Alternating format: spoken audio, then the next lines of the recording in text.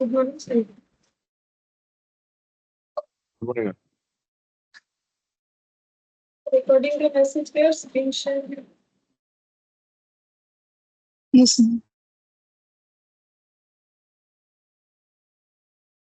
Last class में जो introduction of partnership जो हम लोगों ने कंप्लीट किया था, ठीक है। आज हम लोग पढ़ेंगे पार्टनरशिप में ट्रीटमेंट और गुडविल। गुडविल का ट्रीटमेंट पार्टनरशिप में कैसे होता है,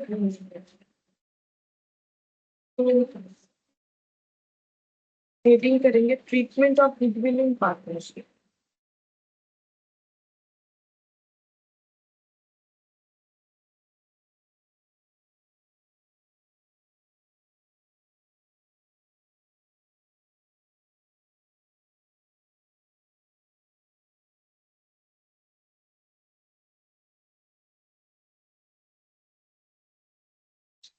सबसे पहले गुडविल का मतलब क्या होता है? गुडविल का मतलब ये होता है कि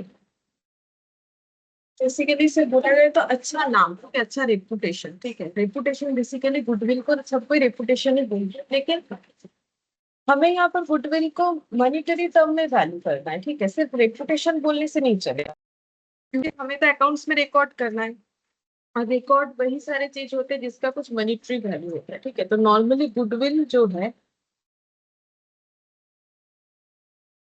उसे हमें यहाँ पर क्या करना है, मेजर करना है, मतलब मापना है, ठीक है। और फिर उसका मॉनिटरी वैल्यू बताना है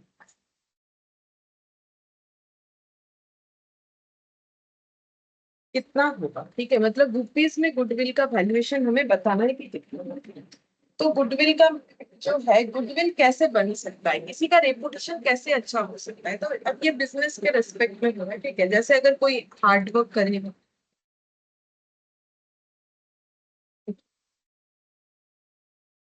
ऑनेस्ट रहेगा अपने बिजनेस में, गुड लोकेशन अगर होगा उसका।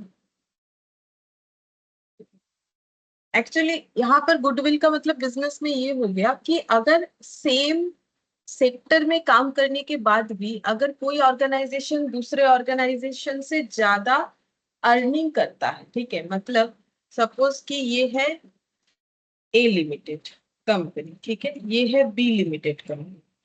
दोनों कंपनी जो है एक ही तरीके का गुड्स बेचती है, ठीक है। एक ही तरीके का जो भी गुड्स बेचती है एक ही तरीके का बेचती है, लेकिन सपोज कि ए का जो इनकम है, ठीक है, वो है 10 लाख पर मंथ, ठीक है। जबकि बी का इनकम, बिजनेस का इनकम है 7 लाख पर मंथ, ठीक है। लेकिन दोनों सेम ही चीज का बिजनेस कर रहा है, बिजनेस का जो ये है मतलब प्रोडक्ट है वो सेम है, सेम बिजनेस, ठीक है, सेम बिजनेस। फिर भी कोई कम करता है कोई ज्यादा करता है, ठीक है, ये तो होता ही है, ठीक है। तो अगर हम लोग देखते हैं आसपास के दुकान, तो एक तरीके के कितने सारे ग्रोसरी शॉप मिलेंगे, लेकिन सबके अब या एक ही जैसा जो है सेल होता है नहीं। कितने सारे कपड़े दुकान जो है वो दिखेंगे, और भी कितना सारा दुकान, मेडिसिन का शॉप दिखेगा, तो सभी मेडिसिन वालों का सेल एक जैसा नहीं होता है, ठीक है। अगर मतलब कोई अपना गुडविल बना लेता है तो सब जाके उसी दुकान में जो है परचेस करने लगते हैं, ठीक है। लेकिन ये गुडविल रातों रात नहीं बनता है, एक दिन में ये गुडविल नहीं बनता है। गुडविल कैसे बनेगा, अगर हम लोग अपने बिजनेस को हार्डवर्क के साथ, ऑनेस्टी के साथ, गुड लोकेशन के साथ एस्टेब्लिश करते हैं, तो फिर हमें गुडविल जनरेट करने में हेल्प होता है, ठीक है। तो हम लोग गुडविल जनरेट कर सकते हैं। यहाँ पर कुछ लिस्ट है, ठीक है। ये जो समझाने के लिए, इसको याद नहीं करना है, ऐसा नहीं कि ये रटना है, हमें कुछ पूछा जाएगा इसमें, ऐसा नहीं, कुछ लर्न नहीं करना है, जस्ट समझने के लिए कि गुडविल कैसे जनरेट कर सकते हैं हम लोग अपने बिजनेस में, तो वो हम थोड़ा सा बताते हैं। वो यहाँ पर बोल ही दिया है, the list is no way exhaustive but only provides the basic guideline. तो गुडविल जनरेट करने का बेसिक गाइडलाइन क्या है, बोल रहा है कि the quality of the goods sold. तो ऑब्वियसली अगर कहीं पर पैसा देके हमें गुड क्वालिटी का चीज मिलेगा, सेम प्रोडक्ट हम लोग कहीं से ले रहे हैं, उसमें क्वालिटी उतना अच्छा नहीं, तो सिंपल सा बात है, जो अच्छा क्वालिटी मेंटेन करेगा उसका सेल ज्यादा होगा।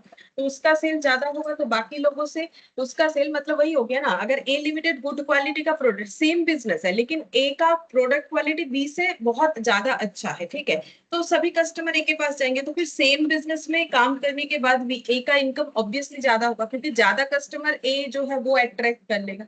तो कस्टमर कैसे अट्रैक्ट कर सकते, गुड क्वालिटी का सामान बेच के। फिर the personal reputation of the owner, that is their ability to attract the customer. अब ए लिमिटेड के जो ओनर है उनका अगर कोई पर्सनल एबिलिटी है, क्या है पर्सनल एबिलिटी, कि वो कस्टमर को अट्रैक्ट कर सकते हैं। कैसे, वो गुड बिहेव करते हैं, ठीक है, बहुत सही होता है ना, बात ही नहीं करते हैं, ठीक है, कुछ देने हाँ हाँ ऐसे बोल दी, मतलब होता है ना, हम लोग बोलते हैं ना बहुत रूड है, अच्छा चीज तो देता है बट रूड है, तो फिर हम लोग उस दुकान को अवॉइड करते हैं, ठीक है। तो जहां अगर कोई थोड़ा अच्छा बात करता है, समझाता है कि भाई हाँ ये प्रोडक्ट यूज करना क्यों अच्छा है, इससे क्या बेनिफिट होगा, तो लोग वहां पर ज्यादा जाएंगे, ठीक है।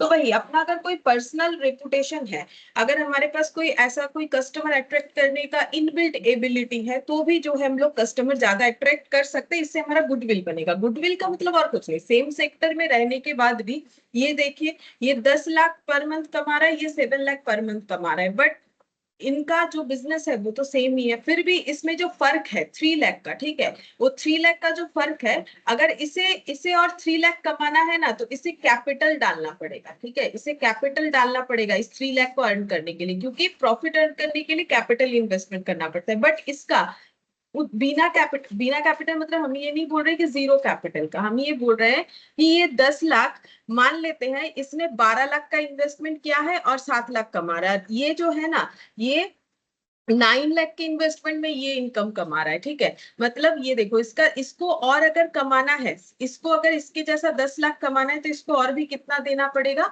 इसको और भी ये सॉरी ये 9 लाख करते हैं, ये 12 लाख हो जाएगा, इसको हम थोड़ा और कम कर देते हैं, नहीं तो ज्यादा डिफरेंस दिखेगा, ये हम कर देते हैं 10 लाख, ठीक है। मान लेते हैं ये 10 लाख लगा के 100 लाख, ठीक है, 100 लाख लगा के ये कमा रहा है, जबकि ये जो है 90 लाख लगा के ये कमा रहा है, ठीक है। अगर इसको इतना कमाना है, इसको अगर और 7 और प्लस 3 लाख कमाना है, तो इसको और भी कैपिटल इन्वेस्टमेंट 10 लाख का करना पड़ेगा, ठीक है।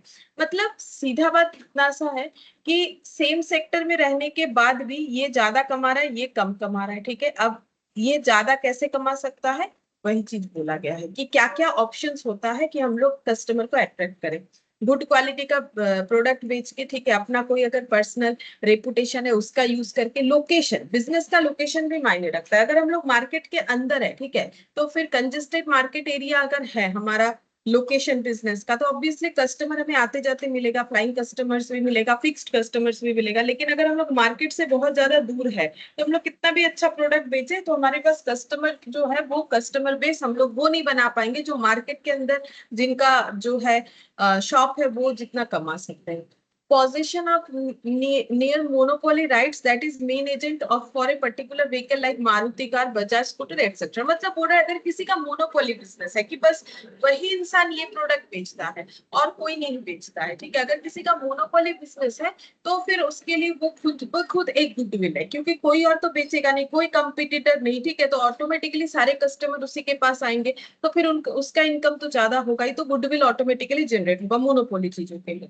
फिर बोल रहे हैं position of trademark and patent, किसी के पास अगर अपनी बिजनेस का पेटेंट बनाया हुआ है, ट्रेडमार्क है, ठीक है, तो फिर ऑटोमेटिकली क्या होता है, उसका गुडविल जनरेट होता है, ठीक है। पेटेंट का मतलब हो जाता है कि अगर कोई कुछ इन्वेंशन करता है कोई कंपनी, फिर चाहता है कि उसका इन्वेंशन कोई और यूज ना करे, तो उसके लिए वो पेटेंट बना लेता है, ठीक है। पेटेंट का एक टाइम पीरियड होता है, फिर उसके बाद लाइसेंस की तरह उसे रिन्यू करवाना पड़ता है। तो अगर कोई अपना फॉर्मूला या फिर इन्वेंशन को जो है किसी और को यूज नहीं करने देना चाहता है, तो वो पेटेंट करवा सकता है। कोई और अगर चोरी से यूज कर भी लिया, तो उसके ऊपर केस शूट किया जा सकता है। तो बस पेटेंट है, इसका मतलब क्या, कुछ स्पेशल चीज बना रहे, कुछ स्पेशल इन्वेंशन के थ्रू से काम चल रहा है, तो ऑटोमेटिकली कस्टमर अट्रैक्ट होगा। अगर मैनेजरियल स्किल जो है वो अगर अच्छा है, ठीक है, the presence of managerial skill, अगर मैनेजरियल स्किल अच्छा है ऑर्गेनाइजेशन में, तो ऑटोमेटिकली कस्टमर ज्यादा अट्रैक्ट होगा। अगर कस्टमर अट्रैक्ट होगा, तो इनकम बाकी लोगों से ज्यादा होगा। Cost of research and development which enable the production at low cost of good quality, ठीक है। तो हम लोग क्या कर सकते हैं कि अगर हम लोग अपने प्रोडक्ट को और भी बेटर बनाना चाहते हैं, तो हमें क्या करना है, मतलब और भी सस्ते में अगर हम लोग देना चाहते हैं, बट क्वालिटी नहीं खराब करना चाहते, तो हमें कॉस्ट कम करना चाहिए। मतलब प्रोडक्ट को बनाने का जो खर्चा है वो जितना कम होगा, उतना हम लोग प्रॉफिट ज्यादा रख पाएंगे, ठीक है। जैसे कि ऐसे होता है ना, selling price equal to cost plus profit होता है। अब पहले हम लोग जो प्रोडक्ट बेच रहे थे, मान लेते उसमें 10 रुपए कॉस्ट लगता था, 2 रुपए प्रॉफिट कमा के 12 रुपए में बेचते थे, ठीक है। अब ये 12 रुपए तो हम लोग कुछ नहीं कर सकते, क्योंकि ये हमारा मार्केट प्राइस है। अगर हम लोग 12 से कम में बेचेंगे, ज्यादा में बेच के तो प्रॉफिट नहीं कमा सकते, क्योंकि मार्केट प्राइस ही 12 है। कम में बेच सकते हैं, लोग लेंगे, लेकिन ज्यादा में बेचेंगे तो क्यों कोई लेगा, ठीक है। अगर कोई गलती से ले भी लिया, एक बार लेगा, उसके बाद बता देगा कि भाई उस जगह महंगा मिलता है, मत जाओ, ठीक है। तो हर एक प्रोडक्ट का एक मार्केट प्राइस होता है। तो फिर कॉस्ट जो है, हमें क्या करना पड़ेगा, हम लोग ये 12 रुपए से अगर कम में बेचना चाहते हैं, तो हमें इस कॉस्ट को इस कॉस्ट को कम करने आना चाहिए। अब अगर हम लोग अपने प्रोडक्शन में रिसर्च करेंगे, तो हमें अगर कुछ ऐसा इन्वेंशन मिल जाता है कि जिससे हम लोग अपने प्रोडक्ट का कॉस्ट कम कर सकते हैं, तो प्रोडक्ट का कॉस्ट कैलकुलेट करने के लिए हमें क्या चाहिए होता है, जैसे कि रॉ मटेरियल, लेबर। तो हम लोग ऐसी जगह से रॉ मटेरियल ले रहे हैं जो कि हमें सस्ते में अच्छा चीज दे रहे हैं। हम लोग स्किल्ड लेबर ले रहे हैं जो कि सस्ते में हमें काम करके देगा, ठीक है। तो हम लोग को अपना कॉस्ट को कम करना चाहिए। कॉस्ट को कम करने का क्या तरीका है, हमें ढूंढना पड़ेगा, ठीक है, कि कहाँ अच्छा रॉ मटेरियल मिलेगा सस्ते में, कहाँ अच्छे लेबर मिलेंगे सस्ते में, तब हमारा कॉस्ट कम होगा। तो कॉस्ट कम होगा तो ऑब्वियसली हम लोग जो है कम सेलिंग प्राइस में बेच सकते हैं, तो भी हमारा कस्टमर बेस अच्छा बनेगा। फिर बोला है पोजीशन ऑफ स्पेशल कॉन्ट्रैक्ट और द अवेलेबिलिटी ऑफ मटेरियल। अगर हम लोग जो मटेरियल के थ्रू से प्रोडक्ट बनाते हैं, उस मटेरियल को खरीदने के लिए सप्लायर के साथ स्पेशल कॉन्ट्रैक्ट बना लेते हैं, ठीक है। जैसे कि आप मुझे 5 साल ये मटेरियल सप्लाई कीजिएगा, या 10 साल, या फिर ऐसे हो गया कि जब भी मुझे जरूरत होगा आप मुझे सप्लाई कीजिएगा।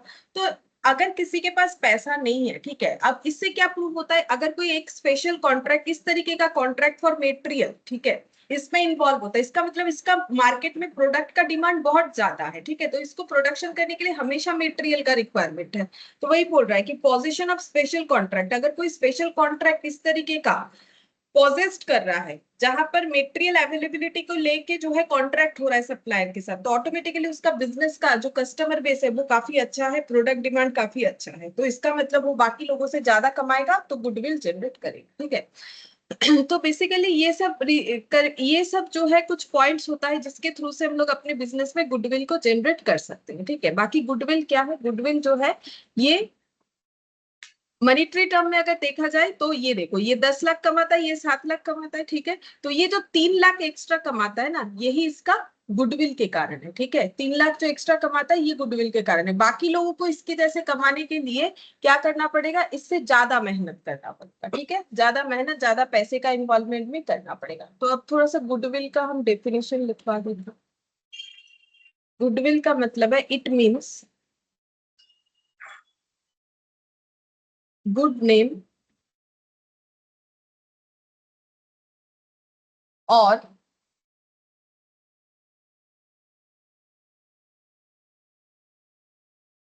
reputation of business earned by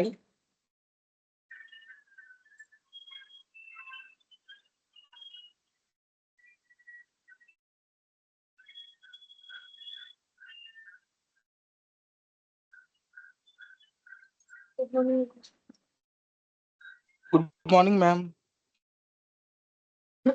reputation earned by hard work। Madam, आप पानी पीजिए मैडम, इतना हड़बड़ी नहीं है। नहीं, पिए हैं वो, एक बार धांसी चल गया तो वो होते ही जा रहा है।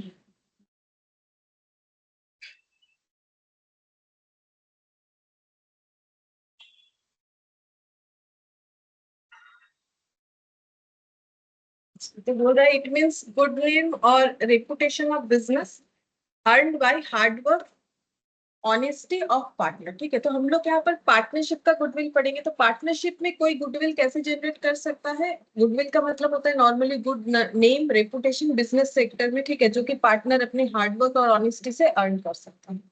अब अकाउंट्स में बोले तो ये कैसा एसेट होता है, ये एसेट होता है फिक्स्ड एसेट। लेकिन किस तरीके का फिक्स्ड एसेट होता है, इसको बोलते हैं intangible fixed asset.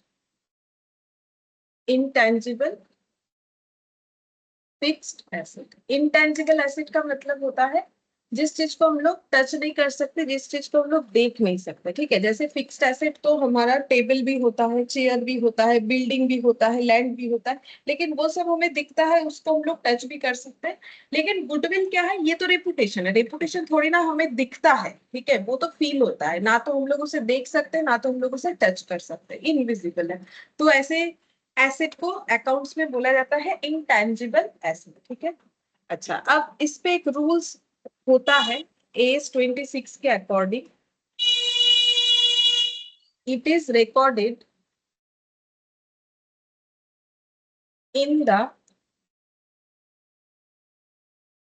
Books only if it is purchased and, समझा, and hence self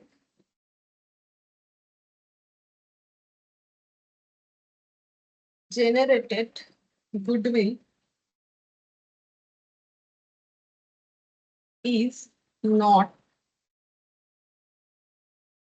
shown in the books of accounts according to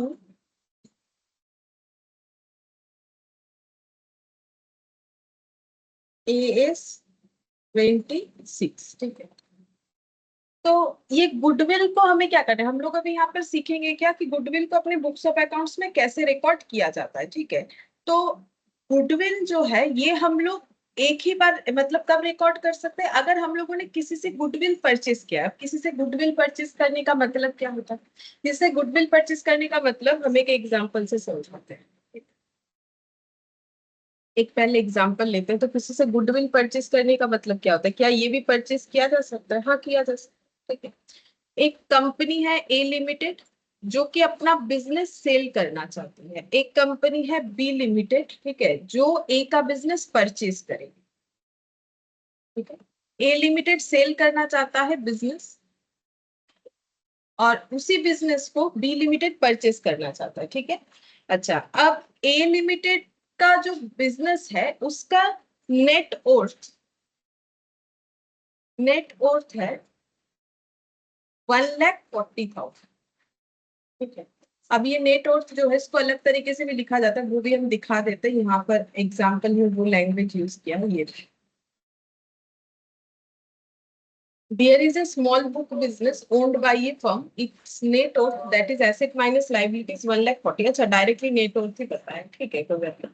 तो इसका नेट वर्थ बताया है 1,40,000। नेट वर्थ का मतलब होता है एसेट माइनस लाइबिलिटी, ठीक है, एसेट माइनस लाइबिलिटी 1,40,000। मतलब क्या हो गया कि अगर हम लोग ए लिमिटेड का बैलेंस शीट देखें तो बैलेंस शीट में इधर क्या लिखा जाता है, इधर लिखा जाता है एसेट, इधर लिखा जाता है लाइबिलिटी। तो बिजनेस में कितना एसेट है, कितना लाइबिलिटी। एसेट को दो पार्ट्स में डिवाइड किया जाता है, फिक्स्ड एसेट, करेंट एसेट, ठीक है। तो ये हो गया टोटल एसेट। इधर क्या होता है, इधर होता है कैपिटल, ठीक है। फिर क्या होता है नॉन करेंट लाइबिलिटी, फिर क्या होता है करेंट लाइबिलिटी, ठीक है।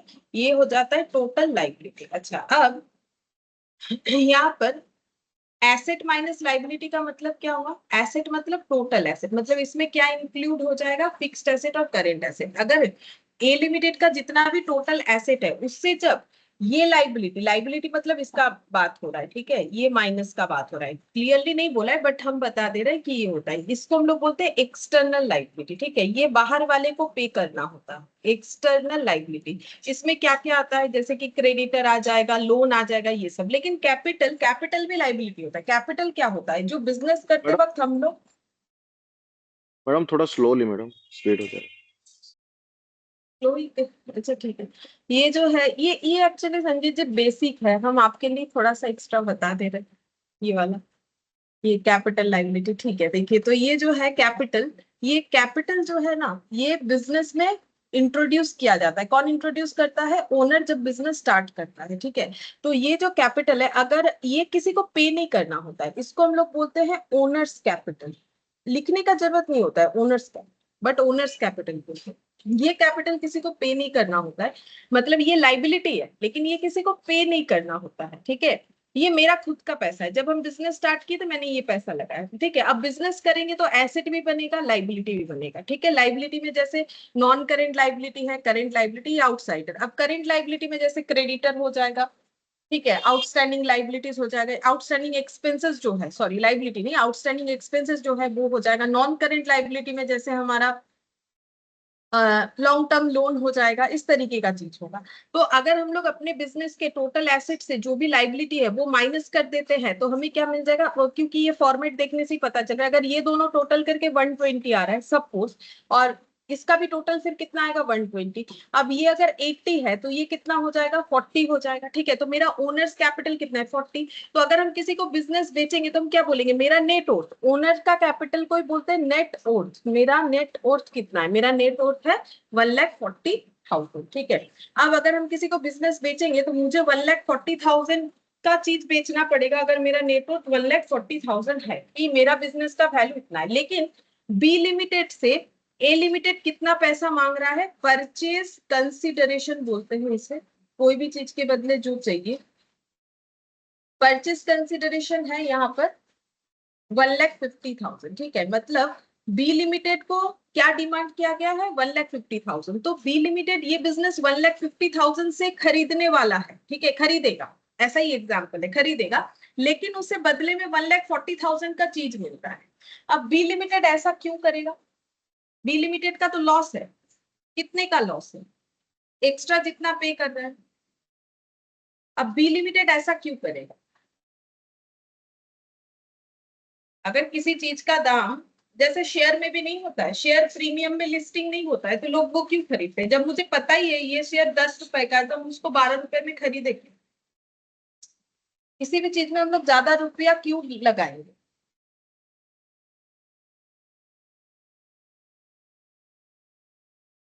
प्रॉफिट के लिए। प्रॉफिट अभी नहीं, प्रॉफिट के लिए तो बिल्कुल, लेकिन प्रॉफिट तो अभी नहीं होगा ना, अभी तो लॉस ही है। अगर हम 1,40 का चीज 1,50 से खरीदेंगे तो अभी तो लॉस ही है, एक्स्ट्रा 10,000 दे रहे, जबकि मुझे पूरा पता है कि मुझे 1,40,000 रुपए का बिजनेस मिल रहा है, बट हम 1,50,000 दे रहे हैं, क्योंकि प्रॉफिट होगा। बट ये बिजनेस खरीद के मुझे कब प्रॉफिट होगा, जैसे शेयर अगर हम ज्यादा प्राइस में खरीद रहे, क्यों खरीद रहे, क्योंकि अच्छी कंपनी है, रेपुटेटेड कंपनी। हाँ, तो फिर आगे जाके मुझे क्या मिलेगा, अगर हम उसे लॉन्ग टर्म के लिए होल्ड करेंगे फिर बेचेंगे, तो मेरा ये मानना है, अब हो भी सकता है नहीं भी हो सकता है, वो तो अलग बात है, बाई चांस कंपनी का कुछ इश्यूज हो गया, कंपनी डूब गया, वो हो ही सकता है। लेकिन जो ब्लू चिप कंपनी मतलब बड़ा बड़ा कंपनी होता है उसके केस में ये सब होने का चांसेस कम होता है, फिर भी कुछ भी हो सकता है, वो बात तो अलग है, इसीलिए रिस्क तो है। लेकिन हम लोग क्यों खरीदते हैं, ज्यादा पैसा देके, ताकि हमें फ्यूचर में उसका बेनिफिट मिलेगा। तो आज इसका बिजनेस खरीद रहा है, बी लिमिटेड ए लिमिटेड का बिजनेस खरीद रहा है, वो भी 10,000 रुपए एक्स्ट्रा देके, जबकि उसे जो सामान मिलेगा, मतलब जो चीज मिलेगा वो 1,40,000 का ही मिलेगा, लेकिन उसे पता है फिर भी वो 1,50,000 दे रहा है। क्यों, क्योंकि इससे उसे क्या मिलेगा, फ्यूचर में बेनिफिट मिलेगा, ठीक है। फ्यूचर में बेनिफिट मिलना स्टार्ट होगा, मतलब अभी तुरंत तो नहीं होगा, तुरंत भी हो सकता है, लेकिन बेनिफिट मिलेगा ये सोच के। अभी जो डील हो रहा है वो क्यों हो रहा है, क्योंकि उसे पता है कि ये एक अच्छा बिजनेस है, ए लिमिटेड का ये एक अच्छा बिजनेस है। अब ये बेचना चाह रहा है किसी भी कारण से, अगर हम इसके बिजनेस को खरीद लेते हैं ना, इसका अच्छा खासा मार्केट में रेपुटेशन है, ये अपना गुडविल बना के रखा है, तो मुझे तो मेहनत करना ही नहीं पड़ेगा ज्यादा, पहले कुछ साल तो हम इसी के मेहनत का ही मुझे फल मिलता जाएगा। जैसे कोई एक रेपुटेटेड इंसान अपना बिजनेस बेच दिया, किसी भी रीजन से बेच दिया, वो नहीं चला पा रहा है, ठीक है। अब नहीं चलाने का काफी सारा रीजन हो सकता है, ठीक है, नहीं चलाने का काफी सारा रीजन हो सकता है, ठीक है, नहीं नहीं चल पाने का काफी सारा रीजन हो सकता है, ठीक है।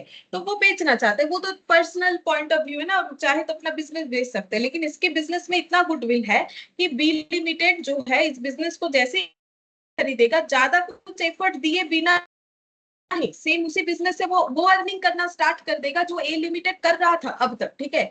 तो ए लिमिटेड क्या उसे ऐसे ही बेच देगा, बोलेगा मेरा तो बहुत अच्छा बिजनेस है, ये बिजनेस जब हम आपको बेचेंगे ना, अब कम से कम 5-6 साल बिना मेहनत के ही वो प्रॉफिट कमाओगे जो मैंने अपने मेहनत से इस बिजनेस में मतलब मेरा मेहनत जो लगा हुआ है ना उसका बेनिफिट आपको मिलेगा, ठीक है। जैसे होता है ना पीढ़ी दर पीढ़ी, ठीक है। अगर दादाजी पापा, ठीक है, मतलब ये जो क्या होता है, मान लेते हैं कि कोई हमारा पुराना बिजनेस है, ठीक है, मतलब जिसे बोलते हैं ना पुश्तैनी कारोबार, ठीक है। तो अब पुश्तैनी कारोबार अगर बहुत अच्छा होता है तो दादाजी से पापा के हाथ में गया, पापा से हमारे हाथ में, तो इससे क्या होता है, हमें उतना कहाँ कस्टमर बेस बनाना पड़ेगा, ऑब्वियसली बनाना पड़ेगा, ऐसा थोड़ी है कि बैठे रहेंगे तो काम हो जाएगा, नहीं। लेकिन अगर हमें मतलब पीढ़ी दर पीढ़ी कुछ चीज हैंड ओवर हो रहा है तो उसका बेनिफिट तो ऑब्वियसली मिलता है, ठीक है। कि दादाजी का गुडविल था, ठीक है, उनका अपना कस्टमर बेस था, तो वो चीज का बेनिफिट जो है पापा को मिलेगा, वो चीज का बेनिफिट जो है हमें मिलेगा, ठीक है, ऑब्वियसली मिलेगा। लेकिन हाँ, वो जो है लाइन ब्रेक नहीं होना चाहिए, मतलब ऐसा नहीं होना चाहिए दादाजी ने बहुत मेहनत किया, पापा ने किया, हम लोग नहीं कर रहे तो फिर कहां से होगा। लेकिन हाँ, ऑब्वियसली पुराना जो एफर्ट है उसका बेनिफिट तो ऑब्वियसली मिलेगा। ए लिमिटेड ने जो मेहनत से इस बिजनेस का गुडविल जनरेट कर रखा है ना, उसी के लिए वो एक्स्ट्रा ये मांग रहा है। ये एक्स्ट्रा पैसा क्यों मांग रहा है, ये बोल रहा है मेरे बिजनेस में क्या है, गुडविल है, ठीक है। कि आप बिना मेहनत के, मैंने जो आज के डेट पे आपको ये बिजनेस बेच दिया, आप बिना मेहनत के कम से कम 4-5 साल या 6 साल, ठीक है, ये जो 4-5-6 बोल रहे हैं ना, इसका भी मतलब होता है। तो ए लिमिटेड बोलेगा कि आप अगले इतने साल, ठीक है, एस्टिमेटेड वे में बोलेगा। अब ये तो नहीं बोलेगा कि 100 साल आप प्रॉफिट कमा लेंगे बिना मेहनत के, ऐसा नहीं होता, ये तो इनप्रैक्टिकल बात हो गया, ठीक है, ऐसा कभी पॉसिबल नहीं है। हाँ, कुछ दिन तक पॉसिबल होता है, लेकिन उस कुछ दिनों के अंदर हमें भी कुछ करना पड़ेगा, मतलब बी लिमिटेड को भी उस बिजनेस को आगे और अच्छा बनाने के लिए कुछ करना पड़ेगा। अब सिर्फ ए लिमिटेड से पैसा ज्यादा देके उसका बिजनेस का गुडविल था ले लिया, अब बैठे हैं कुछ करते ही नहीं है, तो फिर कैसे बिजनेस चलेगा। गुडविल को तो जनरेट करते जाना है, किसी से गुडविल वाला बिजनेस ले लिया इसका मतलब ये थोड़ी है कि बिना मेहनत के ही सारा काम होते जाएगा। ऑब्वियसली मेहनत तो करना पड़ेगा, लेकिन कुछ दिन बिना मेहनत के भी हमें फल मिलता जाएगा, ठीक है। तो ये जो ए लिमिटेड एक्स्ट्रा पैसा ले रहा है ना, इसी को बोला जाता है ए लिमिटेड का गुडविल। तो बी लिमिटेड ने क्या किया, 10,000 रुपए का गुडविल को परचेज किया, इसको बोलते हैं परचेज गुडविल, ठीक है। इसने बेचा, इसने परचेज किया, इसने एक्स्ट्रा जो पैसा चार्ज किया वो गुडविल के वजह से किया, क्योंकि कोई ऐसा ही बेवकूफ इंसान है नहीं कि 1,40,000 का चीज 1,50,000 में खरीदेगा। जैसे शेयर, हम लोग बिना एनालिसिस किए शेयर को अगर हाई प्राइस में खरीदेंगे, ये तो बेवकूफी है। हमें देख लेना चाहिए कि भाई सच में कंपनी कितना अच्छा है, कि वो जो हाई प्राइस में लिस्टेड हुई है। तो नॉर्मली कंपनी जब कंपनी का शेयर जब हाई प्राइस में लिस्टेड होता है, अच्छी कंपनियों का ही होता है। लेकिन कभी कभार क्या होता है ना, कुछ ज्यादा ही चीजों को बोल दिया जाता है तो भी ऐसा हो जाता है, फिर उसके बाद कंपनी अगर वैसा परफॉर्म नहीं कर पाती है तो फिर लॉस भी होता है, ठीक है। तो हमें ऑब्वियसली देख लेना चाहिए परचेस करने के पहले। तो बी लिमिटेड अगर देखता है कि हाँ भाई, इनका गुडविल का जो ये चार्ज बोल रहे हैं बिल्कुल सही बोल रहे हैं, मुझे एक्स्ट्रा 10,000 दे देना चाहिए, मेरे लिए तो अच्छा ही है, तो हम परचेज कर लेंगे। तो ये परचेज गुडविल है। तो ये परचेज गुडविल समझाने के लिए मैंने ये स्टोरी बोला। यहाँ पर बोला है it is recorded in the books, बोल रहे हैं कि गुडविल को हम लोग बुक्स में सिर्फ और सिर्फ तभी रिकॉर्ड कर पाएंगे इफ इट इज परचेज। मतलब बी लिमिटेड अब अपने बैलेंस शीट जो बनाएगा, ठीक है, बैलेंस शीट जो बनाएगा वहां पर एसेट साइड में गुडविल बोल के कितना दिखाएगा, गुडविल बोल के 10,000 दिखाएगा। लेकिन ए लिमिटेड अपने बैलेंस शीट में गुडविल बोल के 10,000 नहीं दिखा सकता था, ठीक है। मतलब उसने जो कैलकुलेट किया ना, भाई हम 10,000 एक्स्ट्रा लेंगे, ये मेरा गुडविल का है, तो बी लिमिटेड वो दिखा सकता है, क्योंकि उसने वो गुडविल पैसा देके खरीदा है। तो पैसा देके खरीदा है तो उसे वैल्यू पता है, वो दिखा सकता है। लेकिन ए लिमिटेड ने जो गुडविल 10,000 बोला है ना, ए लिमिटेड ने जो गुडविल 10,000 बोला है, ये उसने कैलकुलेट किया है, ठीक है। गुडविल का बहुत सारा मेथड होता है, उससे कैलकुलेट किया है। तो अगर हम बोले कि मेरा ये गुडविल है, मेरा वो गुडविल है, ठीक है, तो अकाउंट्स ये बोल रहा है कि अपने आप से कैलकुलेट किए गए गुडविल को हम लोग बुक्स में नहीं दिखा सकते, ठीक है। गुडविल कैलकुलेट कर सकते हैं बुक्स में, यानी बैलेंस शीट में जहां पर गुडविल दिखता है वहां नहीं दिखा सकते। अगर हम लोगों ने किसी का गुडविल परचेज किया है तो दिखा सकते हैं। ये ऐसा क्यों, क्योंकि एस 26 ऐसा बोल रहा है। एस का मतलब होता है अकाउंटिंग स्टैंडर्ड, ठीक है। अकाउंटिंग स्टैंडर्ड ICAI इशू करता है, और अकाउंटिंग स्टैंडर्ड के गाइडलाइन से ही अकाउंट्स बनता है, ठीक है। तो अगर एस ने बोल दिया है तो बोल दिया, जैसे लॉ होता है, लॉ ने अगर बोल दिया ऐसा करना है तो ऐसा ही करना पड़ेगा, ठीक है। तो वैसे ही एस ने अगर बोल दिया कि परचेज गुडविल को ही दिखा सकते हैं अपने बुक्स में, सेल्फ जनरेटेड गुडविल को नहीं दिखा सकते। तो ए का ये सेल्फ जनरेटेड गुडविल है, मतलब ए ने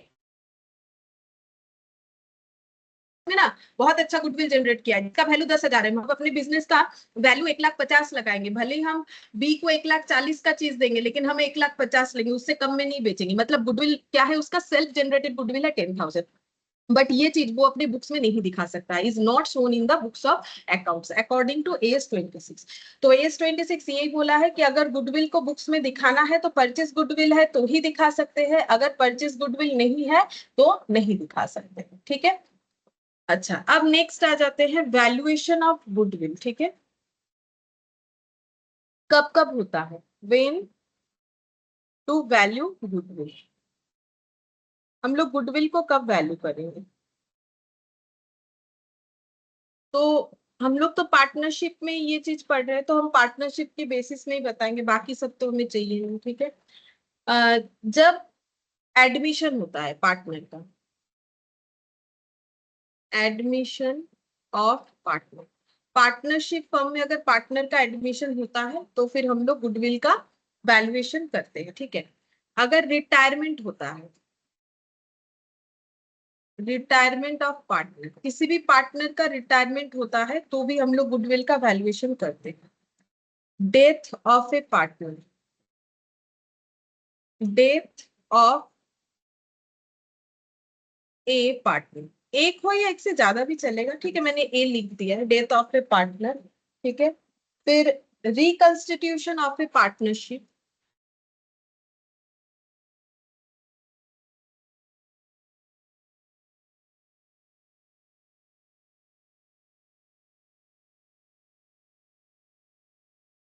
फिफ्थ नंबर में लिखेंगे dissolution of business, dissolution of business, sale of business.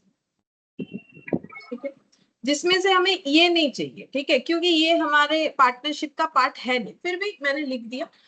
अगर कोई पार्टनर एडमिशन लेता है, जैसे पहले से पार्टनरशिप फर्म में 2 पार्टनर है, ए एंड बी। ठीक है, अब ये लोग चाहते हैं कि सी को बिजनेस में एडमिट करेंगे। अब क्यों करते हैं ये सब मैंने एकदम फर्स्ट क्लास में बता दिया था। ठीक है, जब हम लोग पार्टनरशिप स्टार्ट किए थे कि जितने ज्यादा लोग होंगे ह्यूमन रिसोर्स भी बढ़ेगा और जो है पैसे फाइनेंशियल रिसोर्सेस भी बढ़ेंगे। तो कंपटीशन में अगर टिकना है तो 2 इंसान से क्या ही होगा। ठीक है, जितना ज्यादा लोग हो उतना अच्छा। तो एडमिशन जो है पार्टनरशिप फर्म में होता है, मतलब एग्जिस्टिंग पार्टनर चाहते हैं कि और भी कोई लोग जुड़े हमारे साथ। ठीक है, ताकि हमारा बिजनेस और भी बढ़े। तो अगर हम लोग पार्टनरशिप फर्म में सी को एडमिशन ले रहे हैं, अगर ए बी बोल रहा है कि हमारे बिजनेस में ना गुडविल है, मतलब बोलना चाह रहा है सी को कि सी आप हमारे बिजनेस में आ रहे हैं, लेकिन आप देख लीजिए मार्केट में हम लोग जो बिजनेस करते हैं वैसे बिजनेस करने वाले बहुत सारे हैं, लेकिन हमारा प्रॉफिट देख लीजिए और उनका प्रॉफिट देख लीजिए, मतलब हमारे बिजनेस में गुडविल है। तो हम लोग गुडविल का वैल्यूएशन करेंगे आपके एडमिशन पे और आपसे उसका हिस्सा मांगेंगे। वो कैसे होता है वो तो पूरा चैप्टर ही है, वो हम लोग देखेंगे। लेकिन एडमिशन के वक्त पे क्यों होता है, क्योंकि ए भी बोल रहा है कि उनका ये कहना है कि वो बाकी लोगों से ज्यादा प्रॉफिट कमाते हैं। तो सी अगर मार्केट में कोई और फर्म में जाके जुड़ेगा और पार्टनरशिप फर्म में, तो उसे जो प्रॉफिट मिलेगा उससे ज्यादा प्रॉफिट ए बी से जुड़ने में मिलेगा। तो ए बी उनसे बिजनेस में एंट्री लेने के लिए कैपिटल तो डिमांड करेंगे ही, क्योंकि बिजनेस में आना है तो कैपिटल तो लाना पड़ेगा। साथ ही साथ गुडविल के लिए भी पैसे, एक्स्ट्रा पैसे का डिमांड करेंगे, कैपिटल के अलावा भी एक्स्ट्रा पैसे का डिमांड करेंगे, जिसको बोला जाता है प्रीमियम फॉर गुडविल। क्यों डिमांड करेंगे, क्योंकि इनका कहना है कि आप अगर किसी और बिजनेस में जुड़ोगे तो आपको कम प्रॉफिट मिलेगा, हमारे साथ आ रहे हो आपको बेसिक प्रॉफिट मिल रहा है, ऊपर से आपको जब जुड़ोगे तब से ही आपको उसका बेनिफिट मिलेगा। लेकिन मेहनत तो हम लोगों ने किया है, आपने तो गुडविल जनरेट नहीं किया है, गुडविल तो मैंने ए और बी ने जनरेट किया है। ठीक है, ए बी का कहना है, लेकिन आपको उसका बेनिफिट मिल रहा है। तो उसके लिए आपको क्या लाना है, आप तो पास्ट में जाके गुडविल में हमारे हिस्सेदारी नहीं कर सकते। मतलब सी थोड़ी ना पास्ट में जाके ए बी के साथ मेहनत करके इस गुडविल को फिर से जनरेट करेगा, ऐसा तो पॉसिबिलिटीज नहीं होता है। तो सी क्या करे, मतलब सी को जुड़ना भी है ए बी के साथ, ए बी को भी सी को लेना है। बट ए बी का प्रॉब्लम ये है कि हमारा मेहनत का फल सी को अभी से मिलना स्टार्ट हो जाएगा जब वो एडमिशन लेगा। ठीक है, तो हमें क्या करना है, हमें सी से एक्स्ट्रा पैसा मांगेंगे गुडविल के लिए। ठीक है, तो हमें गुडविल का वैल्यूएशन करना पड़ेगा, ये कंसेप्ट होता है। फिर रिटायरमेंट के केस में क्या होगा, ए बी पार्टनर है, ए बी सी, ठीक है, ए बी सी पार्टनर है। अब क्या हुआ है, ए बी सी पार्टनर है, ठीक है। अब यहाँ पर एबीसी पार्टनर है। अब सी सपोज रिटायर कर रहा है और ये तीनों ने मिलके बड़े ही मेहनत से अपने बिजनेस को बनाया और गुडविल जनरेट किया, ठीक है। अब सी चला जा रहा है रिटायर होके, तो सी बोलेगा मुझे जो भी रिटायरमेंट में मिलना है वो तो हम लेंगे, जैसे सी अपना कैपिटल लेके जाएगा, सी अपना प्रॉफिट लेके जाएगा, ठीक है। सी ने अगर कोई लोन दिया था बिजनेस में तो वो लोन का पैसा लेके जाएगा। तो सी को जो भी मिलना चाहिए एज ए पार्टनर, अगर सी को कुछ सैलरी मिलता था तो वो लेके जाएगा, वो सब तो हम लोग देखेंगे क्वेश्चन में। लेकिन अगर गुडविल भी है, एबीसी तीनों ने मिलकर अगर गुडविल भी जनरेट किया था तो सी बोलेगा मुझे मेरे हिस्से का गुडविल दे दो। तो वो हिस्से का गुडविल पाने के लिए गुडविल को वैल्यू करना पड़ेगा, ठीक है। अगर किसी पार्टनर का डेथ हो जाता है, जैसे सी का डेथ हो गया, ठीक है, तो भी क्या है, सी को उसका सारा जो भी उसे बिलोंग करता है, जैसे कि शेयर ऑफ प्रॉफिट, उसका कैपिटल जो भी होता है वो सी को देना पड़ेगा। कौन देगा, ए बी देगा। अब सी का तो डेथ हो गया, सी तो लेने आ नहीं सकता है, तो आएगा कौन, सी का लीगल हायर या फिर उसका एग्जीक्यूटर, वो लेने आएगा। तो अगर एबीसी ने मिलकर यहाँ भी गुडविल जनरेट किया था तो उसका लीगल हायर जो है वो डिमांड करेगा कि सी का गुडविल का हिस्सा भी दे दीजिए। तो हमें गुडविल का वैल्यूएशन करना पड़ता है। तो एडमिशन में भी करना पड़ेगा, रिटायरमेंट में भी करना पड़ेगा, डेथ में भी करना पड़ेगा। रिकंस्टिट्यूशन ऑफ पार्टनरशिप का मतलब है पहले दो पार्टनर था जिनका रेशियो था 1:1, अब भी वही पार्टनर है लेकिन उन्होंने अपना रेशियो कुछ ऐसा बना लिया, ठीक है।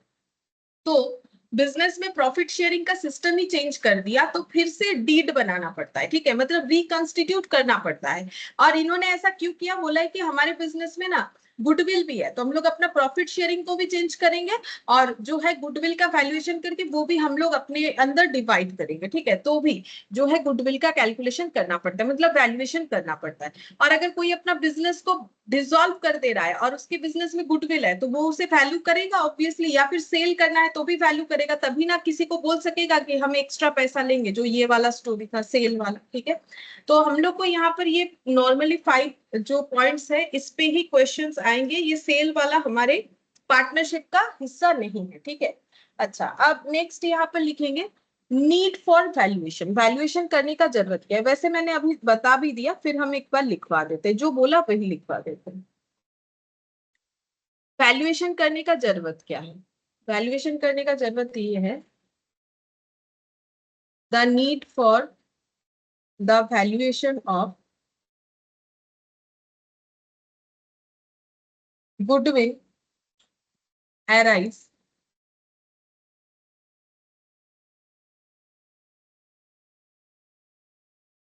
as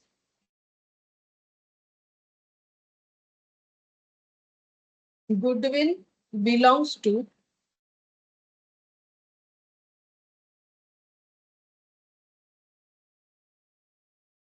the period prior to change in the agreement.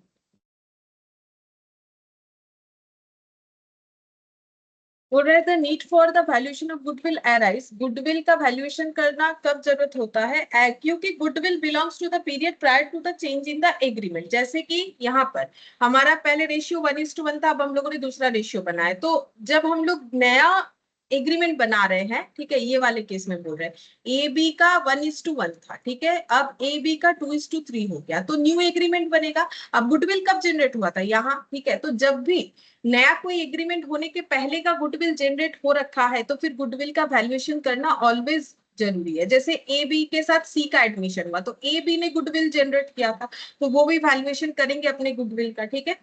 यहाँ पर ए बी था बिजनेस में, अब इनके साथ सी भी जुड़ना चाहता है, तो गुडविल किसने जनरेट किया था, इन दोनों ने, ठीक है। तो नया एग्रीमेंट ए बी सी के नाम का होगा, तो ये न्यू एग्रीमेंट बनने के पहले गुडविल अगर जनरेट हुआ है तो गुडविल का वैल्यूएशन करना पड़ेगा। वही चीज लिखा हुआ है, उसी को हम एक एक पॉइंट के साथ फिर से बता दे रहे हैं।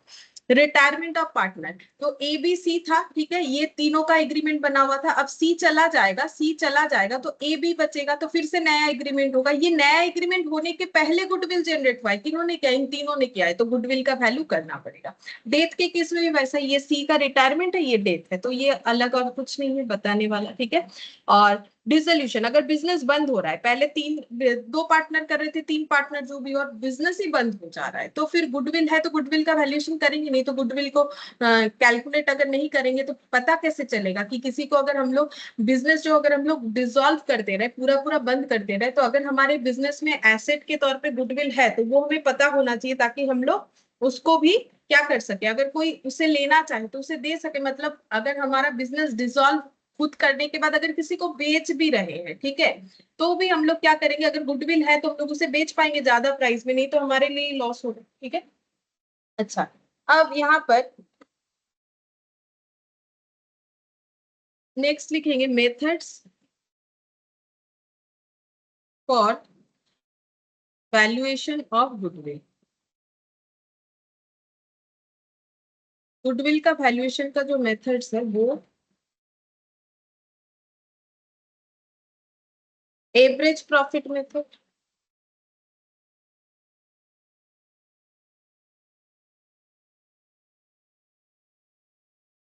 सिंपल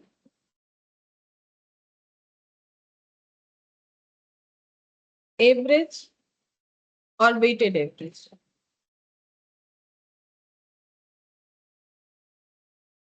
सुपर प्रॉफिट मेथड,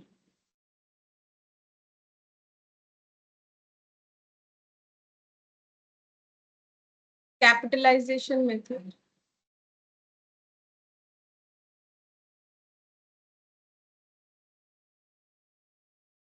इसका दो पार्ट होता है, कैपिटलाइजेशन ऑफ एवरेज प्रॉफिट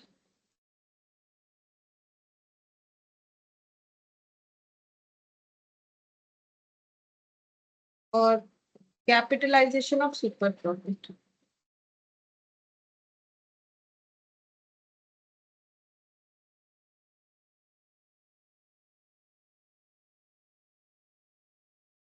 ये सारे मेथड्स हमें सीखने पड़ेंगे, ठीक है।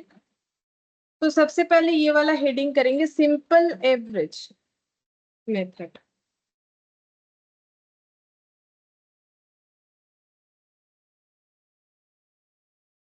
ठीक है, इसमें क्या स्टेप फॉलो करना पड़ेगा? स्टेप 1,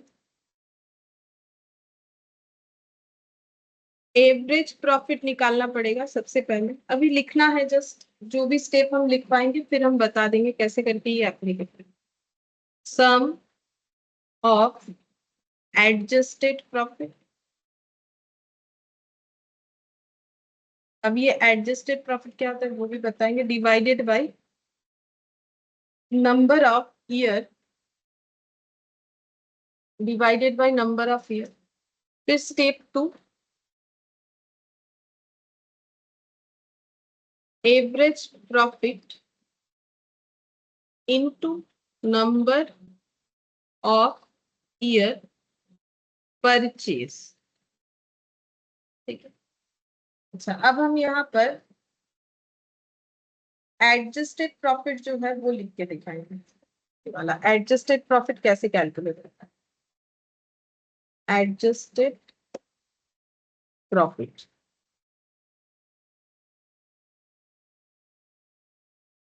यानी यहाँ पर लिखेंगे प्रॉफिट और लॉस, प्रॉफिट और लॉस ब्रैकेट में गिवन, ये क्वेश्चन में हमें कुछ ना कुछ गिवन होता है, ठीक है। फिर यहाँ पर add abnormal loss,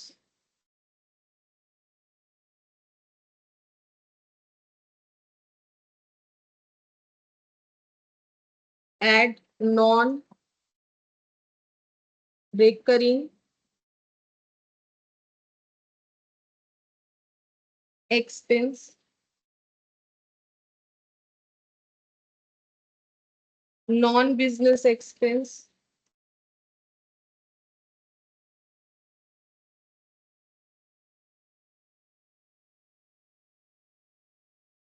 abnormal gain,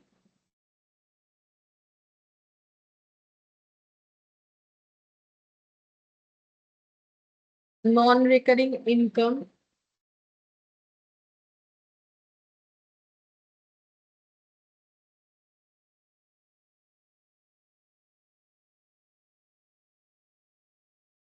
plus है ये माइनस है, non recurring income, non business income, future expense, non business income,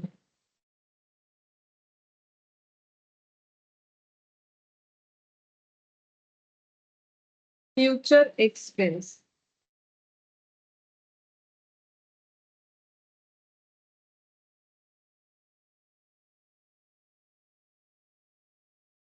rectification of error,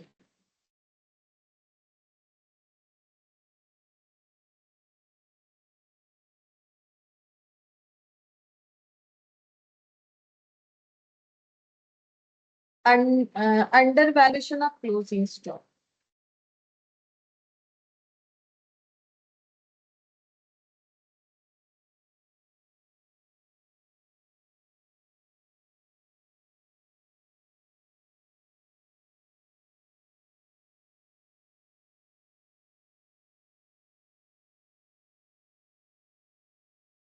closing stock, under valuation of opening stock, over valuation of closing stock, over valuation of opening stock.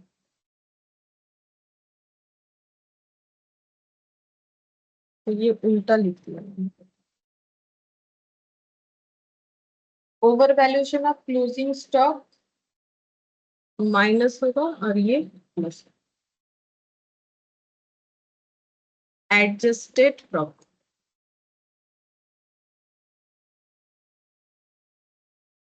लेकिन इतना सारा data ऐसा नहीं आता है, कम ही data आता है, ठीक है, हमें अपने प्रॉफिट को एडजस्ट करना पड़ेगा। अब रहा बात कि एडजस्ट क्यों करना पड़ेगा वो समझते हैं, ठीक है। तो यहाँ पर हम लोग क्या निकाल रहे हैं, हम लोग गुडविल निकाल रहे हैं, ठीक है। तो गुडविल निकालने के लिए कौन सा मेथड सीख रहे हैं, सिंपल एवरेज मेथड, ठीक है। सिंपल एवरेज मेथड में सबसे पहले हमें एवरेज प्रॉफिट निकालना है। तो एवरेज प्रॉफिट कैसे निकलता है, अगर हम लोग ये एडजस्टेड प्रॉफिट वगैरह छोड़ ही देते, किसी भी चीज का एवरेज कैसे निकलता है। अगर किसी कंपनी का एक साल प्रॉफिट है 10 लाख, फिर है 12 लाख, फिर है 9 लाख, तो एवरेज प्रॉफिट कितना है, तो 10 प्लस 12 प्लस 9 डिवाइडेड बाई 3, ये एवरेज का नॉर्मल रूल्स होता है। जितना सारा डेटा है डिवाइडेड बाई उतने सारे, मतलब अगर 3 डेटा है तो डिवाइडेड बाई 3 होगा, 4 डेटा होता तो डिवाइडेड बाई 4 होता, ये एवरेज हो गया। तो मैंने भी वही लिखा है, हम लोग जितने साल का प्रॉफिट लेंगे उसका सम करेंगे divided by number of years. तो 3 ईयर्स है तो 3 लिख दिया, ठीक है। लेकिन ये प्रॉफिट कैसा होना चाहिए, एडजस्टेड होना चाहिए, मतलब अगर इसमें कुछ एडजस्टमेंट करना है तो एडजस्टमेंट करेंगे। अब एडजस्टमेंट करने का नीड क्यों आता है, क्योंकि हम लोग जो गुडविल का वैल्यूएशन क्यों कर रहे हैं, क्योंकि हम लोग बाकी लोगों से ज्यादा प्रॉफिट कमाते हैं। हमारा बिजनेस ऐसा है कि सेम सेक्टर में हम लोग बाकी लोगों से ज्यादा प्रॉफिट कमाते हैं। तो अगर हमें ये बताना है किसी को कि हम लोग कितना ज्यादा प्रॉफिट कमाते हैं, तो हमें सिर्फ प्योरली बिजनेस का प्रॉफिट बताना होता है, ठीक है। प्योरली बिजनेस का प्रॉफिट बताना होता है। अगर हमारे प्रॉफिट में ऐसा कोई प्रॉफिट इंक्लूडेड है जो हमारे बिजनेस से रिलेटेड नहीं है, तो वो हम इंक्लूड करके गुडविल का वैल्यूएशन नहीं कर सकते। जैसे किसी ने बोला मेरा प्रॉफिट है 10 लाख पर मंथ बिजनेस का, ठीक है। अब वो इसके हिसाब से गुडविल कैलकुलेट करना चाहते हैं, बट इस 10 लाख में 1 लाख रुपए का तो उसे डिविडेंड मिला है, ठीक है, डिविडेंड मिला है। मान लेते हैं कंपनी में शेयर में इन्वेस्ट किया था तो डिविडेंड मिला है, क्या वो शेयर में इन्वेस्ट करना ही उसका काम है। मतलब जैसे मेरा काम पढ़ाना है, ठीक है, तो मेरा बिजनेस इनकम क्या हुआ, पढ़ाना, ठीक है। लेकिन अगर हम बैंक में एफडी करके रखे हैं, उससे मुझे इंटरेस्ट मिलता है, सपोज की मंथली मिलता है, तो वो भी तो मेरा इनकम है। लेकिन एक होता है डायरेक्ट इनकम, एक होता है इनडायरेक्ट इनकम, ठीक है। ये सब फाइनल अकाउंट्स में जो है मैंने बताया है, ठीक है। डायरेक्ट इनकम होता है, इनडायरेक्ट इनकम होता है। तो डायरेक्ट इनकम का मतलब क्या है, डायरेक्ट इनकम का मतलब जो मेरा बिजनेस इनकम है, ठीक है। और इनडायरेक्ट इनकम का मतलब जो मेरा बिजनेस इनकम नहीं है, ऐसा कोई भी इनकम इनडायरेक्ट इनकम हो सकता है, ठीक है। जैसे मैंने किसी को पैसा उधारी में दिया, ठीक है, और उससे हम इंटरेस्ट ले रहे हैं, लेकिन पैसा उधार देना मेरा काम नहीं, मेरा काम तो पढ़ाना है, ठीक है।